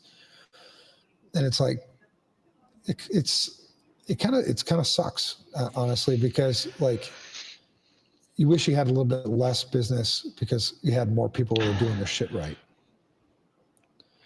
We do as much education as I can think of to do, like the CSP mentor program, the CISO program. Podcasts aren't really necessarily for teaching as much as just my own mental health. Like when I get to talk to you, I just get to get the shit off my chest. But yeah, I mean, I guess you can just keep preaching it. And then when shit does happen, maybe they'll remember. Even if they didn't remember, I guess at that point we switch from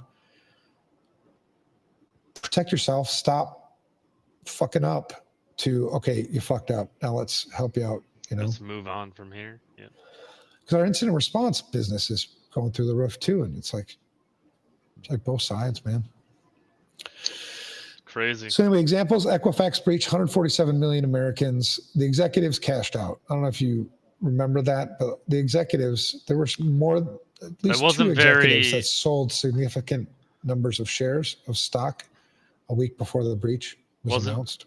Oh, the before, yes, I do remember that. Yeah. Yeah. So they denied insider trading. I don't think there was a criminal prosecution that came out of that, but still, you have to admit, like, the timing is pretty suspicious. Yeah, that's definitely set up. Yeah.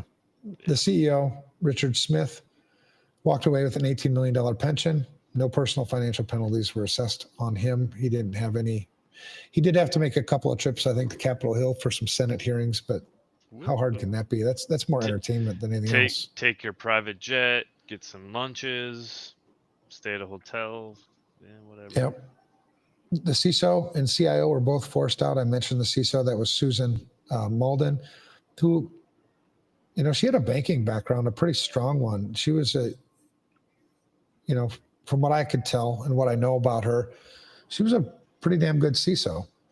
But she took a whole bunch of shit for that breach, including, personal attacks about her past, about, hobbies, about her degree in music. CIO was David Webb. They were both fired, but that's common. That's right? Almost the expectation at this point. Yeah. Now, the ones who are ultimately responsible for information security in an organization, the board of directors, there was no board changes whatsoever. Golden parachute. They were all voted back in. Well, no parachute at all. They didn't even have to jump out of the damn plane. They're still on it. Oh, that's crazy. So yeah, there was no consequences. They remained insulated from all the fallout. The Uber cover-up, that was 2016. They were hacked. Personal data, 57 million customers and drivers. Uber paid the hackers $100,000 under the guise of a bug bounty. I don't know if you remember that. That's what got Joe Sullivan in trouble as the CISO. He tried to, all right, don't announce this to anybody, and we'll just call this a bug bounty. We'll pay you $100,000 for this bug bounty. Well, that lasted. It actually kind of stayed quiet for about a year, almost a year, and then, yeah, it leaked. The CEO, Travis Kalanick, I don't know. He sort of left in the middle of this. So between 2016 and 2017, between the time the breach happened and the time that it was, publicly. He just slid out the back door. Sort of. Yeah. No criminal charges. He is a multi-billionaire. But he resigned. No related scandals. something. Actually, no, there were some scandals that came up later with him around accounting. I'd have to Google some more of that. But so, I always felt like as a CEO, you should feel the weight of the organization you lead, right? I have to have the utmost integrity, because a lack of integrity on my part, shitty, other than my language, right? But that reflects on the people that work. It filters down. Everybody sees it. Right. And so I don't know how somebody could lack ethics at the CEO level, at an executive level, and be able to sleep at night. I mean, I don't know how you can't feel that shit. I don't understand that at all. And yeah. So Travis is a guy I'd probably like to get my hands on, just because it really pisses me off that, you do that to people. But anyway, the CISO, again, they didn't have a CISO. They called it a chief security officer. That was Joe Sullivan. He was convicted of obstruction of justice because he tried to play this little game with the bug bounty thing. So that was, part of a cover up. And I don't know where he's at today. I don't know if Joe Sullivan, because he was on the circuit. I mean, he was on the speaking circuit. People knew about him, all that good stuff. You were paid $148 million. What do you think that did to the company? Was that punitive enough to deter other people? Matt? Joel Sullivan now has his own security LLC company. All right. That's cool.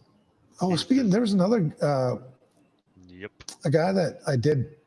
And he's also the chief security officer. Well, he was for Cloudflare, I guess, for a while. But was that after? He went. He went to Cloudflare, and now he's got his own security company that helps create best practices. Okay, that sounds like a guy I want good. Helping me with that. Do you remember the name Mark Lanterman? I do not. He was, well, he still is. I mean, he's very good forensic analyst and runs his own company.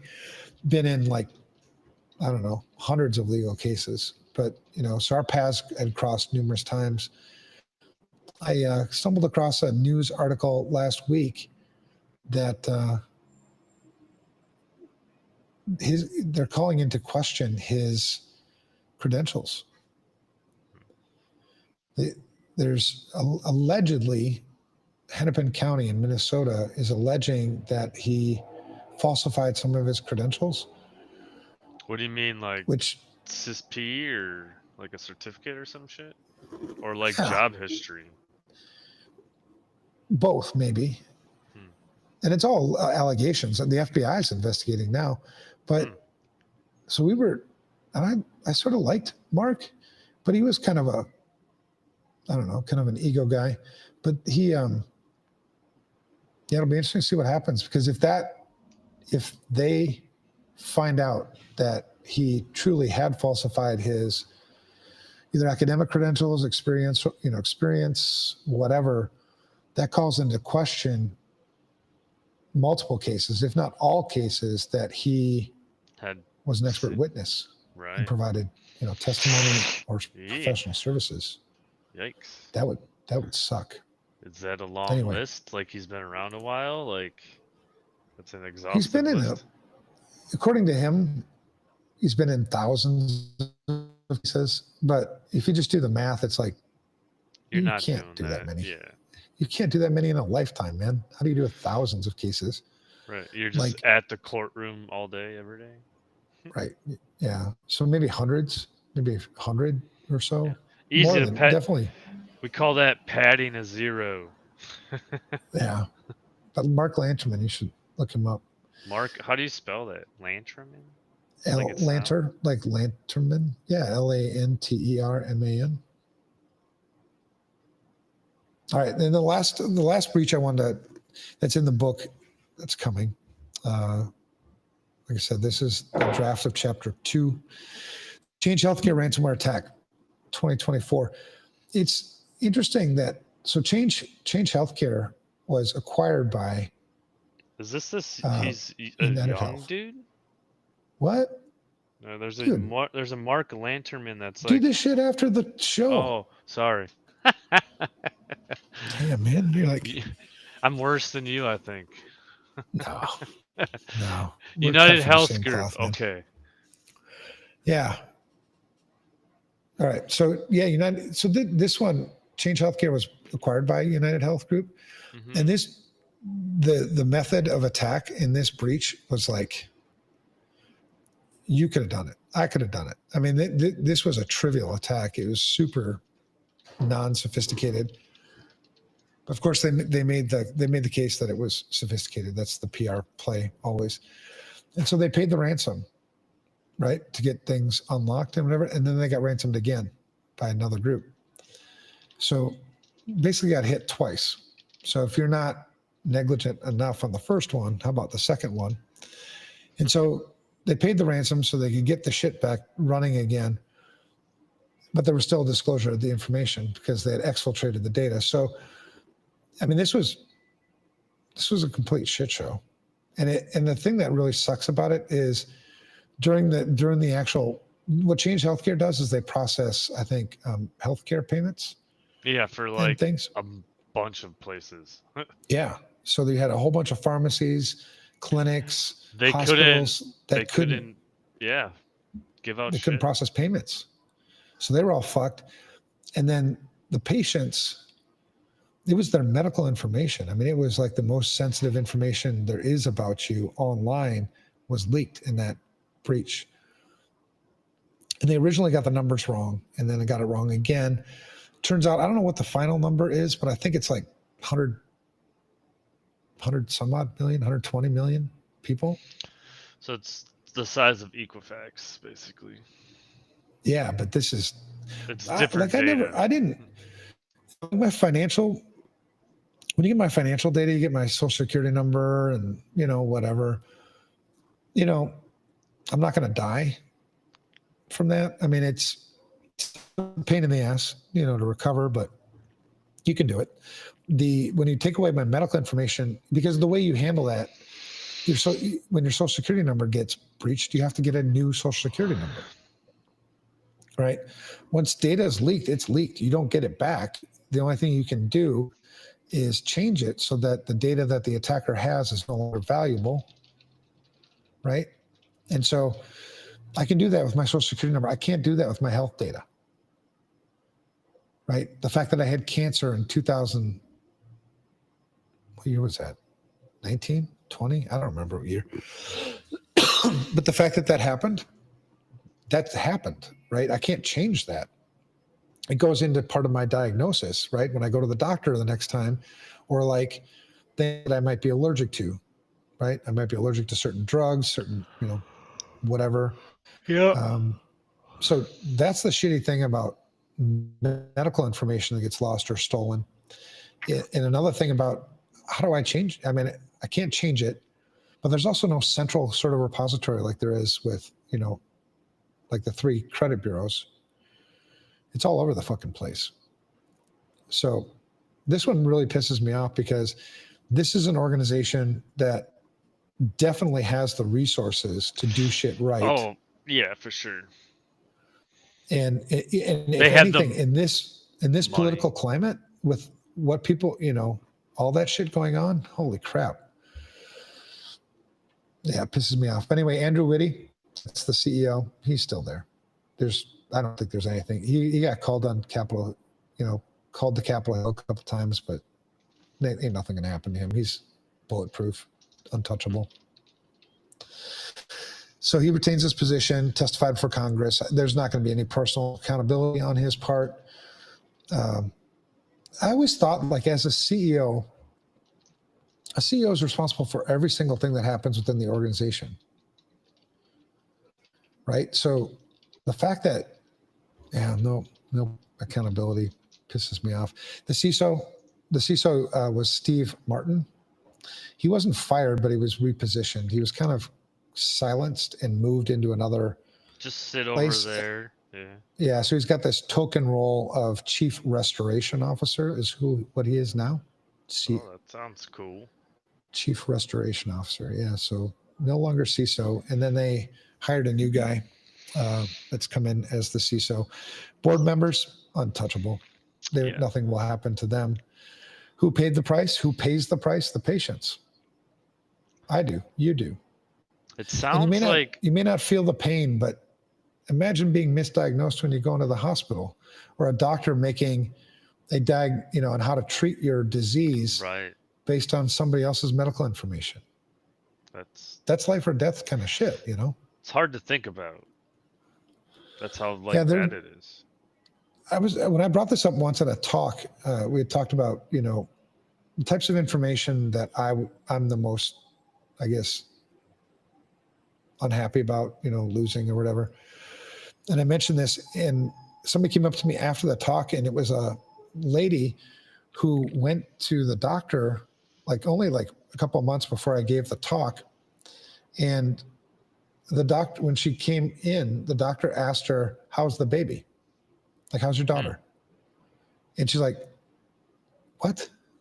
How's your daughter?" She's like, "I don't have a daughter." "Oh, shit." It shows here that you were in the hospital for, giving birth, that she had a baby. That was, expect more of that. If you don't have accountability, certainly on the medical side of things, expect more, because that's also the most, one of the most valuable pieces of information on the dark web, because health insurance is so damn expensive. I can't afford it. So I can just go to a middleman and get your health information and go get treatment under your insurance. Yeah. And then you'll have the medical bills for my treatment. Yeah. Thank you very much. Which you can dispute that and probably have something, you can get that taken care of in a year. But yeah. But I can't get taken care of the fact that now your medical shit's on my shit. Yeah. When I was going through my outpatient program, I was in therapy one time. They asked me so how is your transition going? I'm like, what are you talking about? Aren't you transitioning? I'm like, no, where the fuck did this come from? Oh God. Yeah, we need to correct that right now, please. That was weird as fuck. So I have a question for you. Rich here in the chat, we've been chatting. We were talking about phishing. I don't like phishing. And accountability. Who do you hold accountable for not for employees and stuff clicking on links? We need to keep someone accountable, right? Yeah. I don't know. It's in the book. I said I think it's about risk management, right? We should be able to allow them to do their job and click on stuff. That's what the response plan is for. Well, if you issue the directive not to do, you have to be really clear. It's the same thing like when you're raising kids, right? If I'm going to hold one of my kids accountable to something, I have to be clear on what it is I'm holding them accountable for, right? So it's not as simple as just, falling for a phishing attack, right? And then what will accountability, bring you, I guess? It's because you can make a case either way, right? You can make a case that the user did something that they weren't supposed to do. They were instructed not to do. They were trained not to do. They were trained to be situationally aware. We're not users, we're consumers. Oh, consumers, yeah, whatever. The endpoint for people. So, you could play the card. You could play the card of, well, I'm going to hold them accountable and then fire them. But what's that going to do to your culture? It's not as simple as just sanctioning them, because you also have on the other side, what about, we're the ones who got the email to their inbox. We're the ones that provided the computer to them. We're the ones that gave them an unsafe system, really. Mm-hmm. So you could go multiple ways, but that would be a risk management play as well, because we're just going to assume that people are going to fall for the phishing emails, right? So you look for mitigating controls to put in place. So, depending on the situation, if you were or I were the CISO in a situation like that, making, consulting the business to make those good information security risk decisions, that would probably be on the list, multi-factor authentication on anything that's externally exposed, to mitigate those types of attacks. I need to add phishing to my risk register. You need to add what? Phishing to the risk register. Phishing? Yeah. I don't like phishing. Don't really have it on there. Have like other stuff, but right. That's a straight thing to have, I think. But that's a good. But the point is with phishing, like define the accountability, right? You get to define who's going to be held accountable for that, but then enforce it. Yeah, if you're not enforcing it, who cares? Right. Yeah, I agree. Yeah. And that'd be one where I think it'd be a great conversation with a CEO, because the CEO is the one who usually drives the culture of the organization too. So depending on, the type of CEO and what kind of culture they want to run in the organization, they may make the call. I've not seen it before firsthand, but they may make the call that fire them. I've heard people preaching for that, the tech people, fire them. I don't know. I don't think that's the right decision. No, I mean, show me somebody who's not human, who doesn't make mistakes. You know what I mean? It's, you gotta do some, I don't know. In my business, in the cultures, where I've been the CEO, that's not the culture that makes us most effective as an organization. At the end of the day, a business is in business to make money, right? So if that's the way you want to run the culture, I mean, how does that equate to you making more money? It's probably not going to equate very well. Well, firing people, hiring people and finding people is money. You're already invested in that person. Yeah, and they've done studies on that too. Like I don't know how many months of salary is the cost to replace somebody. So there's numbers on that where you can do a cost analysis on how much it costs the business to, the turnover. So without I think the accountability things don't change, because why would they? Right? Right. The consequences then. So your shitty choices. So going back to what my father taught me, shitty choices have consequences. Right? So accepting information security. No, there's still consequences. It's just the people that are supposed to be accountable don't suffer from the consequences. I do. You do. We do. The financial burden falls under the consumer and the businesses. And it doesn't hurt much, but, Wells Fargo isn't in business to lose money. Right. So, if they had a breach and they got fined $700 million, they're just going to recover that cost by raising fees. Mm-hmm. It won't hurt much. It's like that. Like I said, it's like that slow bleed. So instead of me having, that free thing I used to have, now I have to pay $5 for it. And then next year I have to pay $10 for it. It's so, and then it's so custom, and then it's right. $100. Then they go big. Look at airlines. I mean, oh my God, that's their. If you backed up, 20, 30 years, airlines, and look at them there before to what they are now. I mean, we used to get full meals on a flight from Minneapolis to even Kansas City. You'd get a meal. Now I get like a cookie. Not even, it's like a wafer thing. Yeah. And then they don't even give me a full soda. They give me like a baby cup. A baby, and then I have to pay for my luggage, and it's like, holy shit. You got to pay for what seat you want after you already paid for your. It's like, oh my God, dude. But that's how it works, right? You don't take somebody from there to here overnight. You just do these little baby steps, but then eventually it comes a point where you stop and you look back and like, what the hell happened? How did we get here? Yeah, and that's what's happening. Well, it's funny. So like.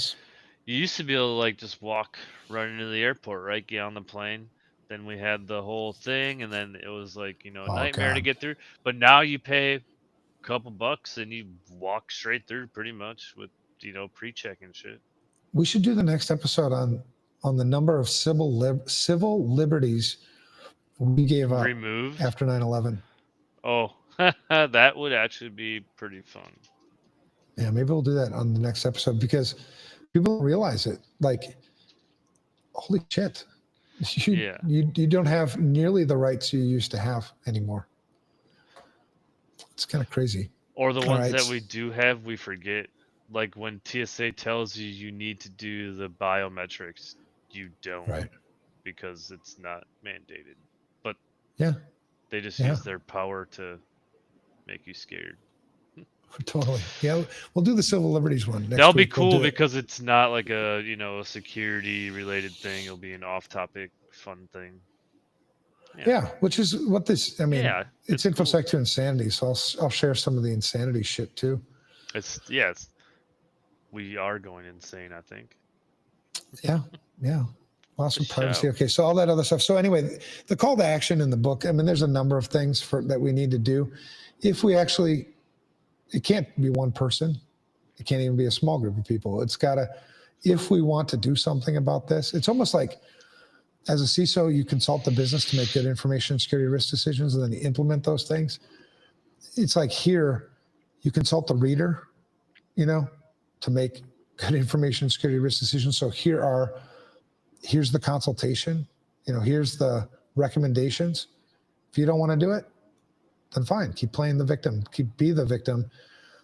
I'm stuck with it as well, but at least, you try to make my own mitigating controls around it.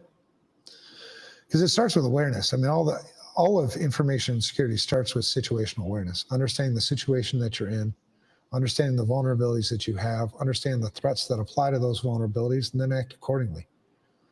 It's not rocket science, unless you're actually building rockets as part of your business. Then it's rocket science. But anyway, I appreciate it, man. It gave me a good opportunity to get this off my chest, because accountability, being a guy who was an only child growing up in a Marine Corps family, holy shit, accountability is like the shit. The fact that it's not a thing it's hard for us, me and you, to even comprehend that it's not a thing. Right. Yeah. It's like, what? My brain just skips. Yeah, it's true. So it is good for us to talk about it from a mental health perspective, because for sure. Yeah, like what was the SolarWinds breach? We talked about that one a lot. Yeah, the CISO in that, was named in an SEC action, and essentially when they do that, it kind of fucks your career for any executive role ever again in any public company, because they're not going to take that risk, right? You're a target. It opens up doors to all kinds of liability things if something goes bad. And being that you're a security guy, it's just a matter of time for things are going to go bad anyway. Right. So, he's kind of screwed. And it's really sad to see that the government is pushing that accountability button as opposed to the one where they really should be pushing, which is the board. And they're focusing on things, if you can go and read the actions that they're taking, because the board people are the ones that are also part of the lobby groups and make, it's all fucking tied together. Yeah, but it sucks to see, somebody essentially lose their career. And I don't know all the inside shit. I mean, I don't know all the details. You always have to have both sides of the story and everything, but just based on what I understand that he's been he's kind of the scapegoat here. And so it sucks to see somebody's career get ruined because of the lack of accountability for the people that are supposed to have it. You know what I mean? Yeah. It's like life's not fair. Making your kid accountable for your decisions. Yeah. I used to tell my kids when they used to tell me things like, Dad, that's not fair. I tell them the fair's in August. That's awesome. Yeah. I don't give a shit about the fair. That's in August. What the hell are you talking about the fair now? I like that one. That's good. Yep. All right, man. Well, good talk. Let's do, what are we going to do? The Shit. liberties lost. So, okay, I should take a note on that. I'll The civil message liberties. you. I'd actually done some research on this because I was kind of curious a while back. I think I was on a flight somewhere. And so I was like, just kind of scrolled down the whole of this so I can regurgitate that stuff. You do the same. You come with your research, I'll come with mine, and we'll come with a list of civil liberties that we've given up. We'll reminisce about a little bit about what life was like pre 9/11. There's going to be a lot more coming from you from that perspective. Old. I mean, because I'm old. I'm just saying that you probably have more experience. Yeah. It's because I'm old and you're in the middle of transitioning. I get it. Yes, exactly. All right, man. All right. We'll talk to you next week, brother. Appreciate you too. Bye.